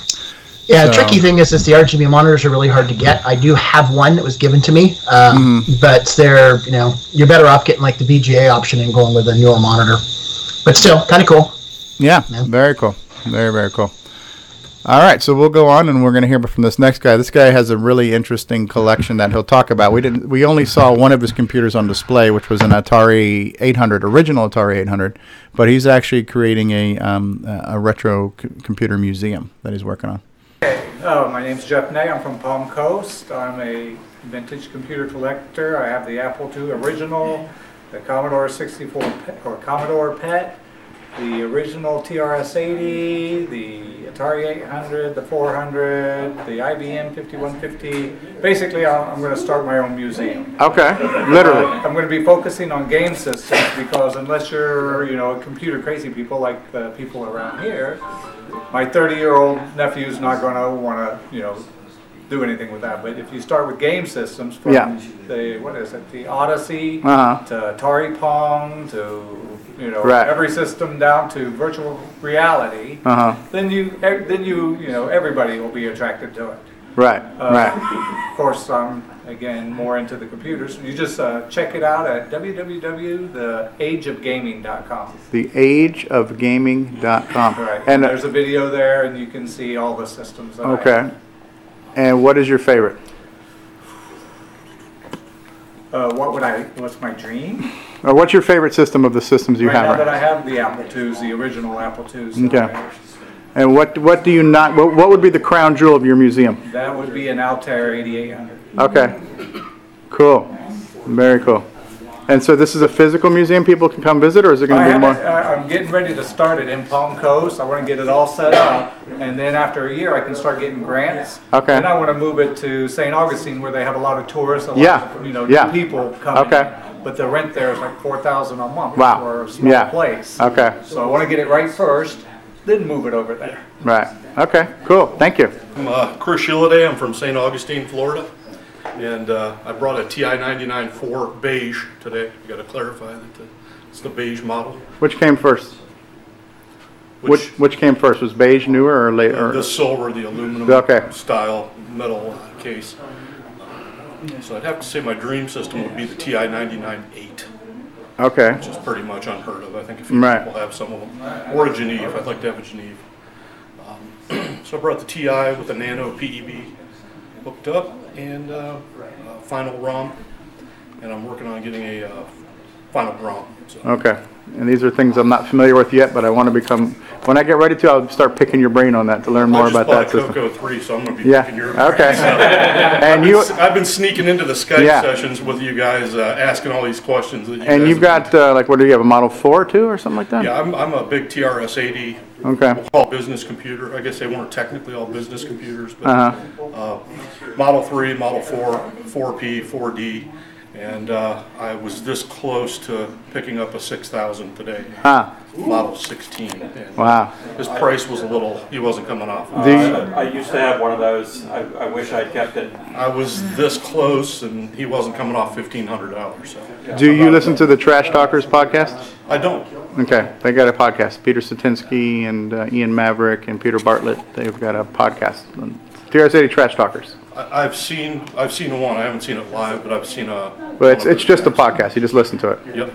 Yeah. Oh yeah, I think they did a couple of live streams too. Yeah. I just picked up one of the Mies devices from Peter Bartlett. Okay. And it's fantastic so far. Yeah. I've got a lot to explore with it. Great device. And what would be your dream system? TI-99. T99A, right. When I was a kid, I wanted an Atari 2600. Mom couldn't afford one, so she went with a TI-99 on sale, and that was the beginning of my computer history. So, cool. You always tend to gravitate back to what you had first. Yep, your first love. The TI-99 4A, although it's stubborn to do anything with. Yeah. Cool. Thank you. All right, thank you. Well, hi, I'm Tom Burnell. I live in Kissimmee, so don't throw away. I'm a Commodore guy. Commodore. Yes, sir. I started with the Commodore 128. That's my first computer. I still have it. It's in the car. Unfortunately, retrograde accident turned it marbled, but whatever. And I had the Commodore 128, had the 64C, had the Amiga 2000. I still have all of those in the several states of refurbishment. And if I were to have a dream machine, it would be a 4000T Amiga. 4000T? Okay. Yeah. Very cool. All right. So that was the introductions there. So the next thing we're going to do is we'll look at, there's two of them I'd like you guys to see, and you tell me if you've seen enough at this point. But I want to show off Cooper's table and then Michael Brandt's. And then that's all I was planning on showing. That's probably enough at this point. But you guys good with this so far? Yep. So far, so good. Everybody in the live stream still awake? Have we lost anybody? I have no clue. Okay, I can't see how many people are watching this live right now because I have this thing hijacking my monitor. So as long as we didn't lose our audience, Ken, Jason's brother's putting out some Z's right now, so he's falling asleep. Alexander Wallace. Hey, we still got 26, so. Okay. Well, all right. So we're going to see Cooper's display, but the question that Terry asked is, can we see the clear top? And I don't think I got that on video. I did take some pictures on my phone, but I don't have those downloaded, so I can't show them off, but we will try to get some of that. But there's some online. I'll try to locate some. Okay. So in the meantime, we're going to see at least his display and what that awesome Apple looks like. Okay. Alexander says, keep it coming. It's awesome. Okay. So here we go. So we're ready, Coop. All right. Well, let's see. I brought my Apple IIe Platinum. And yeah, this does have a VGA adapter to it, as you were saying, Mark Overholser. Yeah, I've seen the other pictures. It's pretty loaded out. You can kind of see right now underneath the monitor here, you can see the clear window. The base of his monitor is kind of covering the clear window, but I guess I have to switch it back where you guys can see that. Yes, Sorry about that. There we go. All right, my bad. I was seeing it. You guys weren't seeing it. Okay, so yeah, like right around here, this is the clear window.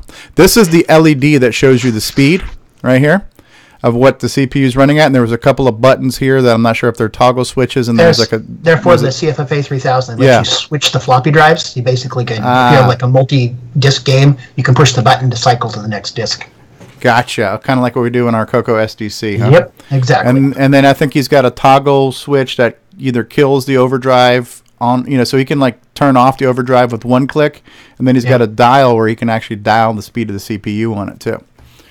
And then the little LED has got, I think, 3 digits on there that shows you how many megahertz the CPU is running at. So it's really highly customizable. Very cool setup.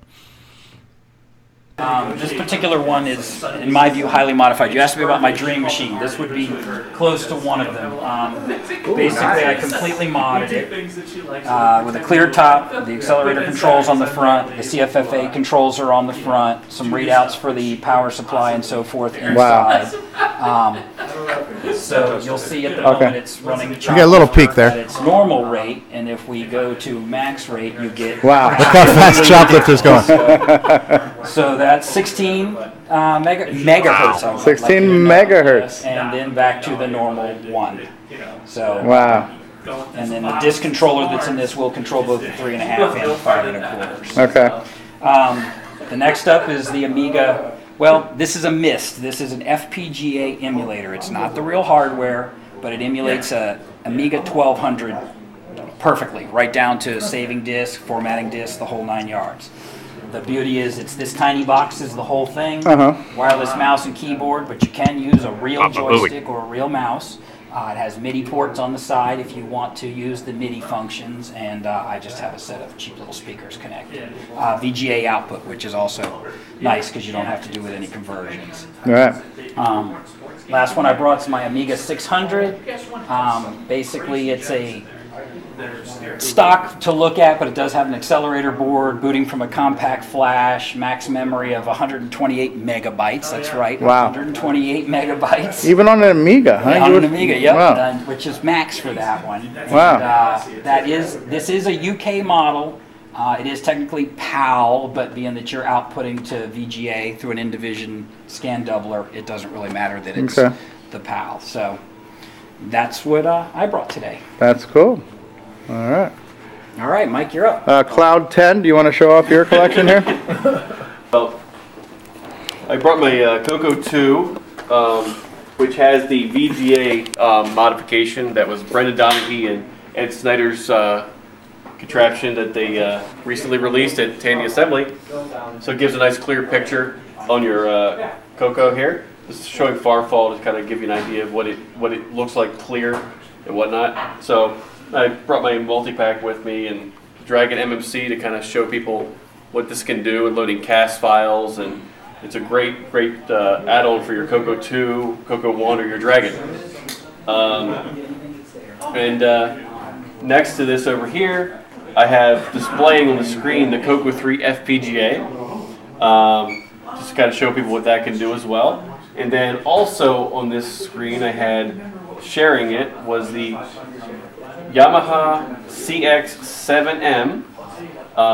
And what's cool about the CX-7M and the CX-5M is if you see here, it has stereo audio out, MIDI in and out, and it has a proprietary keyboard connector that allows you to connect a musical keyboard such as this to the computer, because these are called music computers. They have lots of accessories for them that are sound related, like this one here by Technobytes out of Brazil. It's a music FM sound card. There's a lot of stuff that works with these. They have an Ethernet card that you can get from Technobytes as well. This is all new technology, right? This the Technobyte stuff is new technology here. Okay. They have high density floppy controllers as well to allow you to do that kind of stuff. Some of the more retro hardware is a MIDI controller called MIDI Saurus. These were popular in South America and Japan. Yamaha made lots of cartridges for them. MIDI recorders, FM voicing programs. They were heavy into the music realm, these computers. So people use them for tracking music, stuff like that, and music production. So they're kind of an interesting machine. And then it's booting off of a Mega Flash ROM SCC Plus SD card. So it's a kind of like the CoCo SCC for the CoCo people, but it actually has sound on board. Okay. Which of ours doesn't have? That is correct.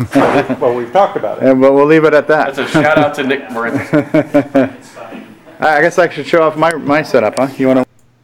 All right, so there we go. There we have it, folks. That was that. And we'll leave it at that because I've got more editing to do. Ken says I could never type on those black and white keyboards. That's good. Oh, Ken always with the wit there. Yeah, so Ken says sound on the SDC. What an idea! Yeah. So what that system he was showing off was an MSX system, which is something that's an interest of mine. I actually have one I got from Michael Brandt from last year, and we actually swapped systems. He had given me the Yamaha one that he wanted back because he likes the music stuff, so he gave me a different MSX system. And they do have a pretty cool ROM card. Like for me, if I'm going to buy any type of system, a computer or an old game console, I want to make sure I can get a multi-cart for it where I can just plug in one cartridge and add images to it, because it's just impossible to try to collect all the software. It's just too expensive. It's not always out there. And at this point, that money is not going to the copyright owners anyway, so I don't feel that guilty not paying somebody on eBay for old software, but yeah, so that's pretty cool. There was a few more systems to show off, so I showed off my CoCo 3. John T. Robb showed off his CoCo 3. Then there was an Atari 800 and a TI 99 4A. So I will finish editing that video, and I'll post the whole thing on my OG Stevie Stroh YouTube channel. Alan Huffman just joined us. Says the MSX's BASIC is what I'm using for reference for Sir Sound. Right. So the MSX was also using Microsoft BASIC. The MS is Microsoft. So MSX was a pretty cool 8-bit system. I think it was very popular in Japan. It was designed in Japan. Designed in Japan. I think that's where Thexter came from. I think the original Thexter game actually debuted on the MSX. Thexter and its follow-up game, whatever that was, I forgot. But it's a Z80-based system. Built-in sound chip, better colors, hardware scrolling, sprites. So it was, it had things that a normal PC didn't have. There are some similarities between the MSX hardware and the ColecoVision. And there's a kind of like a super game module you can plug into the ColecoVision that makes it completely backwards compatible with the MSX, because it just adds the missing sound and extra RAM to make it run MSX games and stuff.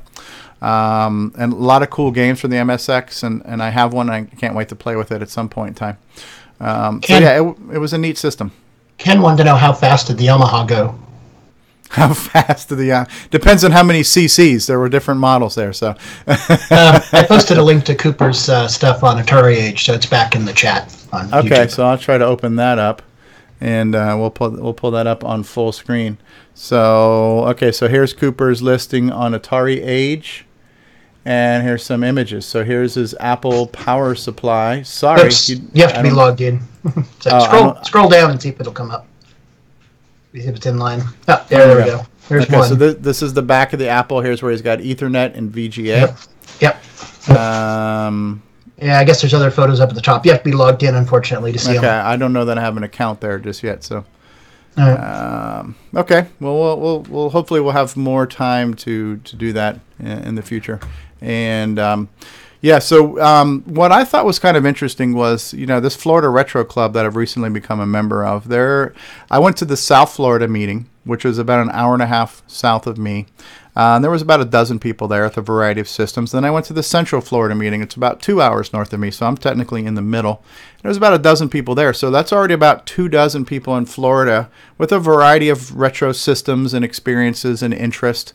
A lot of them are open to doing some retro talk shows with us, so we can hear these people talk about their systems. And we've got some good subject matter experts in this group on a lot of different stuff. So it'd be great to have them on a retro talk talking about some of their systems. We have that guy Javier, who does the retro brighting and all the custom screen panels and things like that. So I'm looking forward to getting more of these guys together, not only in person but on Skype for more talks and stuff. So and it's also given me the idea of doing some type of Florida event. We've been talking about that, and as I test the waters and get to know more people and figure things out, I would like to see maybe in a year or so that we could have a little mini Florida Retro Fest and maybe get some people to come see us and hang out for at least a day or possibly a weekend, Well, that's all I have to say about that. That looks like a fun meeting there, actually. It's nice to see a nice mix of people actually getting along with different systems, unlike the old days. Yeah. Yeah, the only thing that sucked about it for me was I was still like really sick that weekend. My head cold was horrible, and I couldn't hang out because John Robbs wanted to hang out and like do a dinner or something like that after the event, and I couldn't hang, so I had to get home. I still had that 2-hour drive, but it would have been nice to spend a little bit more time and hang out and socialize and stuff like that. But they're close enough, 2-hour drive is a hell of a lot closer to me than Chicago is or Ohio. How often do they hold meetings? Right now, there's been 2 in 2 months, so it's hard to say. Oh, they're not scheduled? They're just whenever they decide to? So far, it's been happening on about a monthly or bi-monthly basis. So I'll, as I know more, I'll let you guys know more. But a few of them now have also joined the CoCo group because when I demoed the CoCo 3 back in February, a couple of them got interested in the CoCo 3s. And so David, I don't know how to pronounce his last name, Laftanus, I think. He's got a CoCo 3 now, and he ordered Popstar Pilot and things like that. And he's got a CoCo SDC. So, it's kind of cool. They saw my demo and got a few, converted a few people into CoConuts, So that was kind of cool. Yeah, these retro groups are just popping up over the nation. There's a couple now in Southern California that they're actually putting on an actual convention with hundreds of people showing up. Yeah. I'd like to get to that point. I think between CoCo Fest and Tandy Assembly, we've seen near 100 numbers of attendees, and those are somewhat focused groups. I think if we could have a VCF type thing. Yeah, I was just going to mention VCF. Something like that. For me, conveniently located in Florida, and you get some people to come out for a day or a weekend, it might be kind of cool. And spread the word. And I think it's one of these things where if you got some commercials on the radio too, and regular people heard about it, hey, come out and see retro game systems and vintage computer systems. I think the average person might find this a cool novelty to want to come and see. And you never know, we might get some people saying, oh, I remember that system. Man, now I got to start eBay shopping, and you might get some more, some more bad influence on the... feed the addiction. Yeah. So it's called being an enabler. An enabler. I'll get it eventually. Let's just face it. We don't want to feel so weird, so we're going to try to recruit people to our side of thinking. Right. So we're going to look at the CoCo Fest website here in just a second. But here's another. We're almost at 5,500 downloads on the podcast alone. So that's kind of cool, I think. I don't remember what we've gotten view-wise. Let's take a look at that real quick. What do we have on our most recent episode of views? So 2 weeks ago, we got 160 views on Serial Talk. We got 164 views on Temple of Rom Talk. The Brazilian Clones got 225 views. That was a pretty good show there. So yeah, I'm glad that people are watching the replays of our episodes. I'm glad that people are listening to the podcast. I think that's great. And so what I want to do real quick is I want to pull up the Glenside website and let's see what developments we have here for CoCo Fest happenings and goings on, right? Because CoCo Fest is why we started CoCoTALK. The website is glensideccc.com. And when we click on CoCo Fest, when we look at attending right now, this list is growing. It's a pretty long list here. I'm not going to try to count all these people here. Sandy Weimer, Randy Weaver III, Richard Tucker, Shirley Strong, Carrie, Tyler, Shug. There's names here I don't recognize. So we got Reitveld, Henry and Kirk Reitveld, Jason and Ken, the CoCo brothers, Tony, Linda, Frank Patel. I mean, there is a lot. This is a long list of confirmed attendees already. Pretty nice. Some of our events have not necessarily changed yet. So we have the opening of the show, a booth tour, lightning talks. Jim O'Keefe is one of our first speakers, programming simulations in 4th. We got lunch. We got John Strong, Steve Bjork at 2 p.m. And Steve, you are now confirmed that you will attend because there was a time where you weren't sure, right? We'll take that as a yes, right? Award ceremony. Yep. Award ceremony. On-site dinner, trivia contest, hangout time, musical jam is our Saturday. Jamie Cho. Okay, that's great. So that spot has been filled.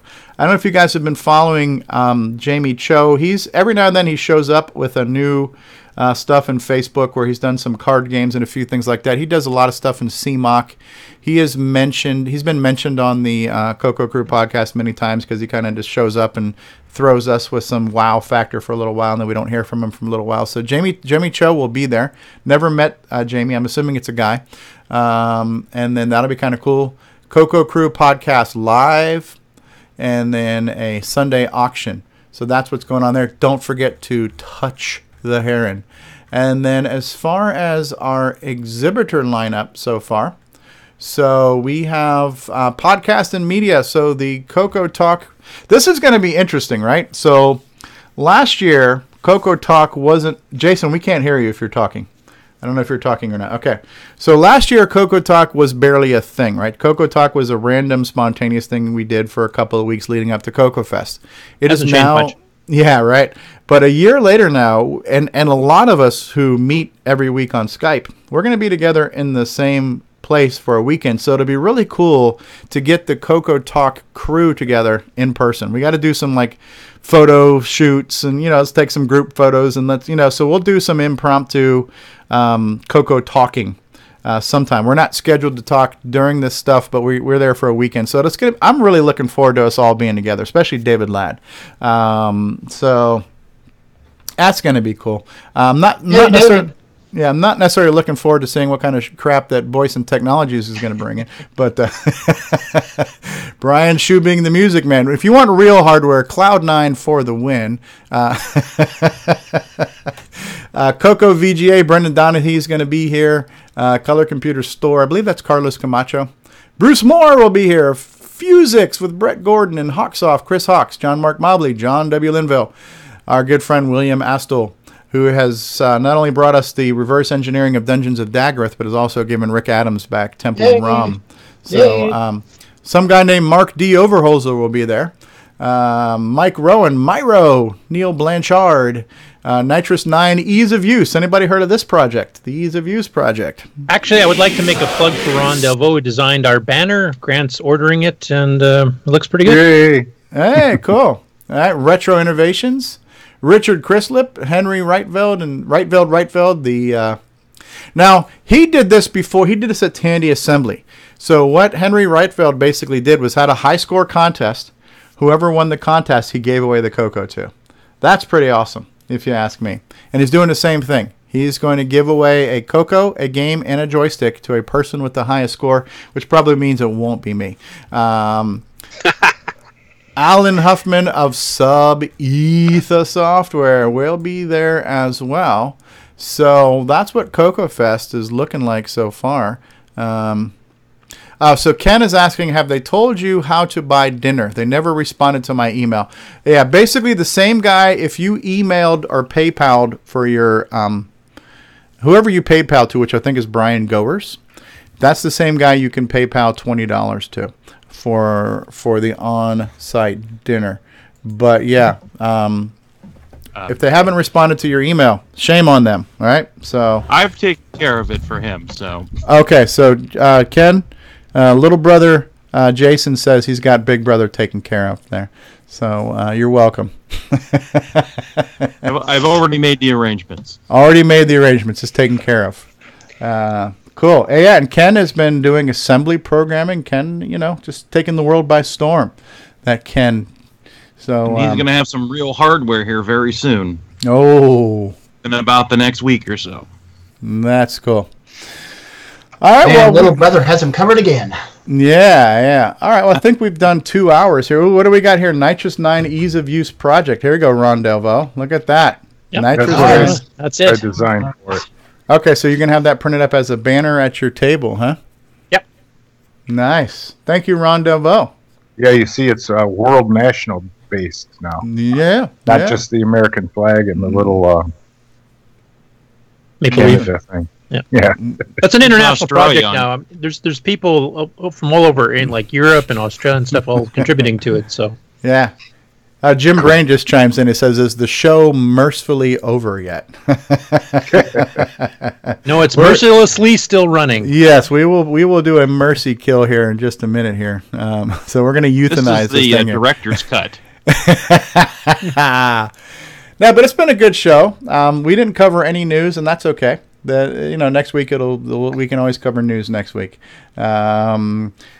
Before we start to play us out, did we miss anything? Anything you guys think we should talk about, or anything you guys want to talk about before we start the 4-hour closing ceremony? Well, someone did come up with a idea to make Decimate work in OS 9, or Nitrous 9, and have the correct date, which is awesome. Yeah. And so right now, I believe you showed that off in on the Roger Taylor CoCo right now, right? So if you boot up to the CoCo on a chip, you can get Decimate to recognize a 4-digit date, which currently the normal CoCo version does not do right now, right? Right. Isn't that cool right there? How that is cool. Model 3, Model 1 CoCo. Yeah, the lines. Yeah, that's a great angle. Yeah, that's a great angle. It's a little bit blurry on the Skype screen share, but yeah. No, that's cool. That is cool. Brothers of a different mother, I guess I'd call that. Yeah. So Jim Gary says that we should talk about the MC10 before we close out. So, in tribute to Steve. Yes. I think we should go to the probably dollar store later and get some MC10s. Yeah. I think what I'll do is I'll just make a brief announcement about a miscommunication that happened on episode 49, and I'm not going to rehash all the details other than just to say this. So we had a discussion on sound hardware, and a statement was made about John Linville's method of distributing his Game Master cartridge that wasn't necessarily an accurate statement, but it's so we'll just say this since we weren't sure and no misinformation or malintent was intended by this. We just mentioned something that we made an assumption on. If anybody's interested in how to use the Game Master cartridge or how to obtain it or how to develop for it or distribute it, the best thing is just contact John Linville directly, as he mentioned that, just reach out to me, and he will be more than willing to accommodate people based on what they want to do and how they want to do it. And so rather than us making a statement on his behalf, it's probably best that you get it from the source. And there you have that. What else? Are we good? Yeah. Okay, so I'm going to go around the room and ask everybody for parting thoughts and plugs, and then we're going to play us out. So, Mark Overholser. Well, I'm looking forward to CoCo Fest. It's down to about a month now, getting really close, a month and a couple days. And I think I got everything in place, and I'm hoping to have something to demo while I'm there. And, excellent. I'm so glad to see this show is still going. After a whole year, we're still all showing up. Yeah. And it's been really fun. I enjoy being here, and thank you guys. And we still have 25 people watching us right now, too. So. Yeah, unlike Jim Brain, who doesn't really like the show all that much, but yeah. Nick Marentes. I haven't said much. I've been busy working on my color computer actually while the show's been on, but nothing really to report on. So goodbye all. Thanks for watching. Yeah. See you next week. Curtis Boyle. Oh, we've been busy. I've been working with Brendan and David on the CoCo VGA stuff, and we were still working on the CoCo HR Co42 for level 1 for the Dragon, and the CoCos that don't have a CoCo VGA if they want a high-res display. Been working on Basic 9 and Run B. I've been working on the Ease of Use project, and every once in a while I take up sleep as a hobby. Occasional part-time sleeping. But looking forward to the fest. I actually finally booked my hotel room. I had to wait to confirm a business meeting, which is on Monday after the fest in Cincinnati. So I'm booked and ready to go. So it should be a fun time. Excellent. Bruce Moore. Yeah. CoCo Forever. I'm happy to say I've got 2 more voice actors. I don't know how many I've got now, but I got 2 more people who are about to contribute to the project, and we're having a really good time. And I know not everybody has all the pieces in place, but you can get some idea about how fun this is going to be and how fun it is. And yeah, I'll be demoing some of it at CoCo Fest. Excellent. And Terry Steen, thanks for joining us for the first time. And we want to do a formal whole production with you to get more in detail on your projects and the games you've made and what you've done outside the CoCo. So we'll schedule that, but today wasn't the day to do that. But we're certainly glad you were here. So thanks for being here. I appreciate it. Yeah, I'll tell you, you guys will get more and more listeners as time goes by, because like I just got caught in, and now I'm sitting here going like, yeah, I'm going to set up a CoCo station in the garage and start programming, and sitting here thinking, well, what hardware projects do I want? And so I know that there's others out there. Yeah. Well, if you're looking for an idea on hardware, we really don't have that many sound offerings, so maybe look into that for us. Didn't the CoCo came with a full soundboard installed, didn't it?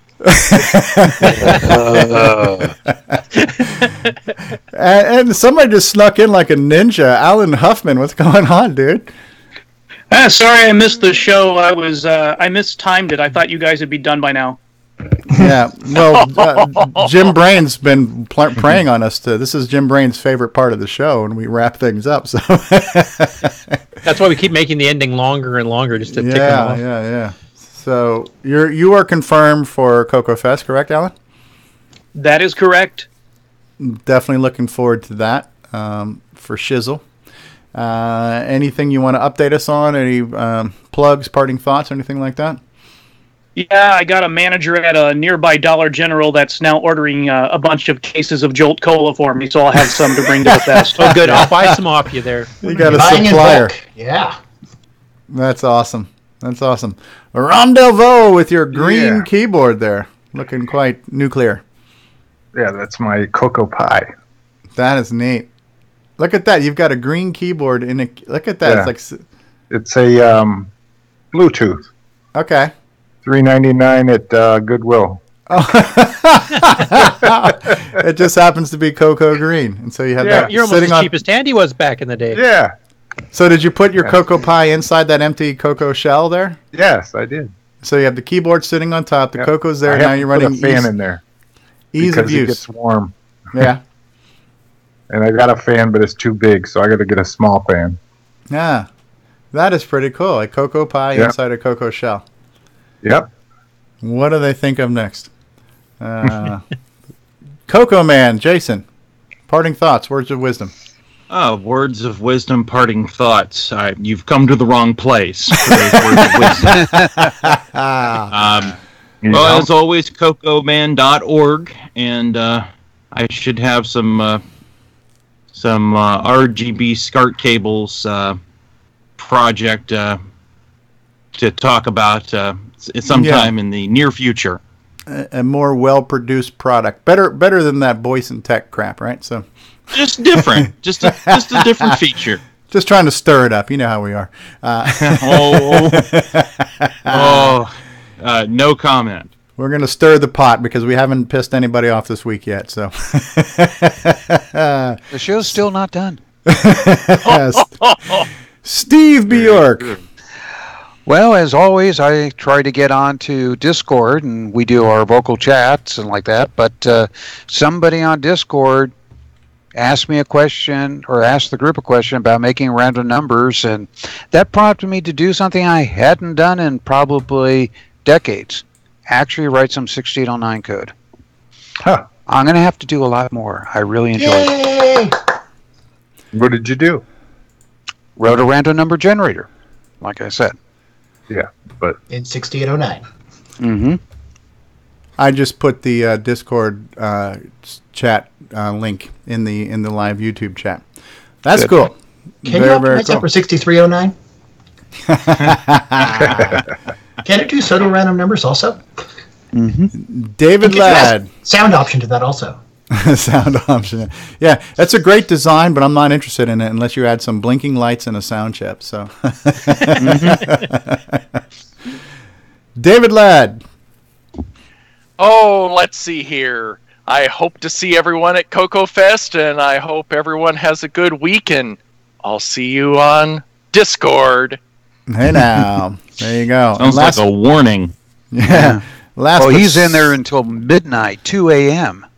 He's got a list and he's checking it twice. He's keeping Curtis Boyle hours there, so sleep is optional. Yeah, we have competitions between the two of us who's going to stay up the latest that particular evening. And it goes back and forth. So there's a lot of you hang up. No, you hang up. No, you. Grant Leighty, words of wisdom. Well, I'm ready for CoCo Fest. Been working on getting the banner going for the Ease of Use project and getting the table ready. One thing I did want to mention to everybody, make sure you bring your MC10s to the CoCo Fest because Steve Bjork will be signing those. And setting them on fire. Make sure you bring a signing them with his boot, wasn't he? Yeah, make sure you bring a non-transparent bag so after Steve gets done signing them that you can put them in there so you don't offend anybody. Yeah, right. And then we want to say hello and goodbye to everybody in the live chat, starting with Terry Steen and Mark Overholser and Norlander and Richard Lorbieski and Disney Saints fan and Tim Franklin and Steve Powell and Nick Marotta, Alexander Wallace, David Lafanus was here, Richard Lorbieski, Eddie Serbinsky was here, Tim Franklin was here. If I'm repeating your names, I'm sorry. I'm scrolling through things here. David Grant was in the chat, Nick Marotta, Sixy, Karen stopped by. Karen Anscombe, author of X-Roar, Nick Marotta, and Norlander, and Steve Powell with his question about how to print on the CoCo, and Michael Brandt stopped by the live chat. CoCoMan was in the live chat. His brother Ken was in the live chat. I believe I said Tim Franklin can make it. Alexander Wallace from Mexico was joining us. Jim Gary stopped by the live chat. And Tim Franklin, and I believe even Jim Brain was in the live chat too. Go for Retro. So thank you all to watch us. We still have 26 viewers, so we've maintained an audience of about 24 to 26 viewers for 2.5 hours. And to all of you, I apologize. All right, so CoCoTALK episode 50 is in the bag.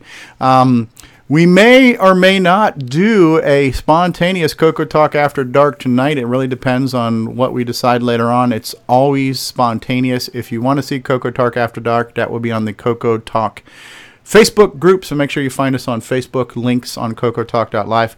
Thank you for watching, and now we've got about a 4 to 19-minute outro that we will interrupt at least 7 dozen times along the way. So let's begin the 4-hour closing ceremony now. Eat your heart out, Jim Brain.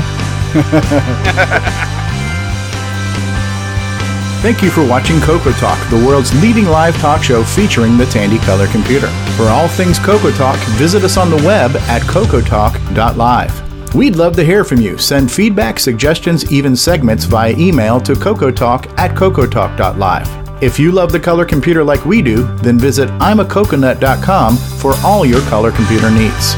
Consider supporting the show with a purchase of merchandise from our retro swag shop at 8bit256.com. If you'd like to become a patron of the show, then visit our Patreon site at patreon.com/OGStevieStro. CoCoTALK would not exist without the community and its cast and crew. Thanks go to Curtis Boyle, David Ladd, Mark Overholser, Grant Leighty, Bruce Moore, Rick Adams, Rom Delvaux, Richard Lorbieski, Jim Brain, Nick Marentes, Karen Anscombe, Simon Jonason, Wayne Campbell, Steve Batson, Brian Joyce, John Strong, and Barry Nelson. Special thanks to Steve Bjork for production suggestions and Brian Joyce for our Best of 2017 episode. Please help support the CoCo community by visiting some of its contributors. The CoCo Crew podcast at CoCoCrew.org. Glenside Color Computer Club, host of CoCo Fest at GlensideCCC.com. Jim Brain and Retro Innovations at Go4Retro.com. Tandy Assembly at TandyAssembly.com. Cloud9 Technologies at Cloud9Tech.com. Boyson Technologies at BoysonTech.com. All right, so here's the mid-credit roll.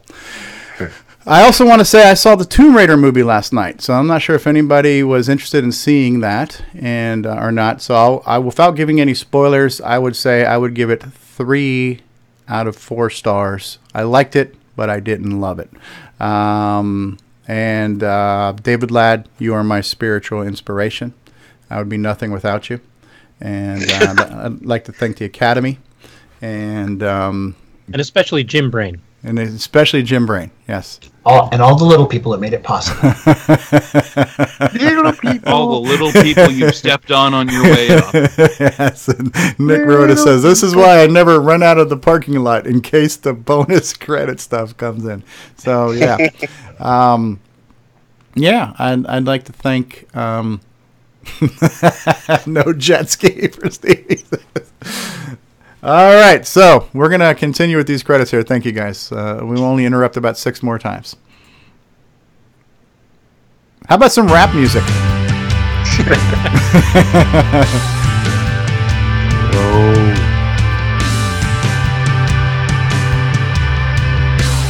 The CoCoTALK theme song is copyright 2008 by Bruce Moore and Greg Sheeler. Mixed, mastered, and produced by Bruce Moore. God bless you, Mark Overholser. Are you sneezing, coughing, or what are you doing there? You're muted. I can't hear you. Probably a good thing you're muted because it sounds like you need a Heimlich maneuver right now. Show us your lungs. Show us your lungs. David Ladd. Grant Leighty. Mark Overholser. Yeah! I love that high note. I think we need to restart the credits again.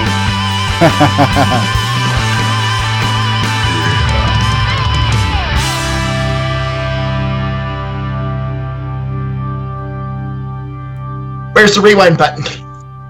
The rewind button. Don't forget to buy your t-shirts. Don't forget your red cup. 8bit256.com. 8bit2. Oh, look at that. There's Ron Delvaux with his CoCo mug. Mine are still in the box from last Saturday. So, yeah. Yeah, I like that CoCoTALK mug. Looking good. I'm going to try to... order them soon before CoCo Fest. Get your CoCoTALK mugs. We underoos. I think we've got CoCoTALK underoos, too. So you have the undergarments. Underoos. Oh, all right. So this is the post-credit babbling. All right, guys. Bonus material. Maybe we get somebody to make CoCo gummy worms. I was thinking about CoCo underwear. How about just CoCo gummies? Kind of like, computer-shaped chewable snacks. That would be good. I mean, we're at 2 ideas. We're at the age now, like the Centrum Silver pills. If we just had our little old man pills that were shaped like retro computers, it might be easier to swallow, right? So, where's my sound card in this thing? The MC10. You killed the deluxe color computer, MC10. Stop.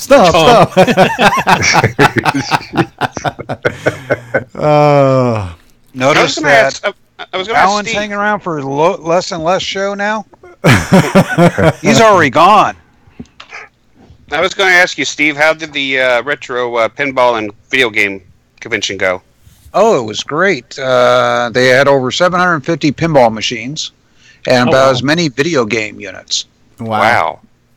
There was stuff that, yes, I had forgotten about, but stuff I never even knew was produced, both on the pinball and video games. And there was some vendor booths, and 2 of them were retro shows. And what it was is there's a retro shop that has a little group that meets, and then now yearly they do a retro show. And then there's another group that is just a bunch of retro fans, and they get together as a club. So it's getting bigger. Yeah. What was the attendance there? Attendance for last night was I would say about 1,200. Wow. That's good. Over the weekend, they'll probably do something in the order of about maybe 4,000. Wow. Did you say there was 6809 pinball games or machines? No, I didn't say anything like that. Were there? I thought there was maybe arcade games. Yeah. Well, there was some arcade games, like for example, the original Vector Graphics. Star Wars. That was 6809. Yeah, and Defender and Ghost and some Williams games. Yeah. Robotron. Mm-hmm. Cool. Yeah, but the Yeah, there was this guy that was really famous for Donkey Kong that was there, and every time he walked by, I heard other people say, "Oh, he's faking. He's beating the game on MAME." Oh, that was what's his face? That was Billy Mitchell, King of Kong. Right, Billy Mitchell. Yeah, Billy Mitchell and that's was there. that was the big thing. And the thing is, when he walks in the room, it's like, look at me. I am the star. Oh, yeah? It's just like, oh, yeah, he's just so, this is his Full of only claim himself. to fame. He actually makes money at it, so he really promotes it. Yeah. But doesn't he have some sort of hot sauce company too? He does. Something like Yeah. that. He does some food thing. Yeah. But, the thing is, he always wears the same suits, got the same haircut. And do you guys remember the movie Pixels? Yeah. Yep. Remember the short guy from Game of Thrones, yeah. Game of Thrones? Yeah. That's him. Yeah. They're trying to kind of peg him down in size a little bit. Yeah, I see. There you go. That's what everybody kept on saying. Yeah, he's not really that big of a guy. Right. All right, well, there's your bonus content, folks. So we are now going off the air. Thank you for being with us. CoCoTALK, episode 50, St. Patrick's Day edition. And we will see you next time. Retro forever, people. Bye-bye.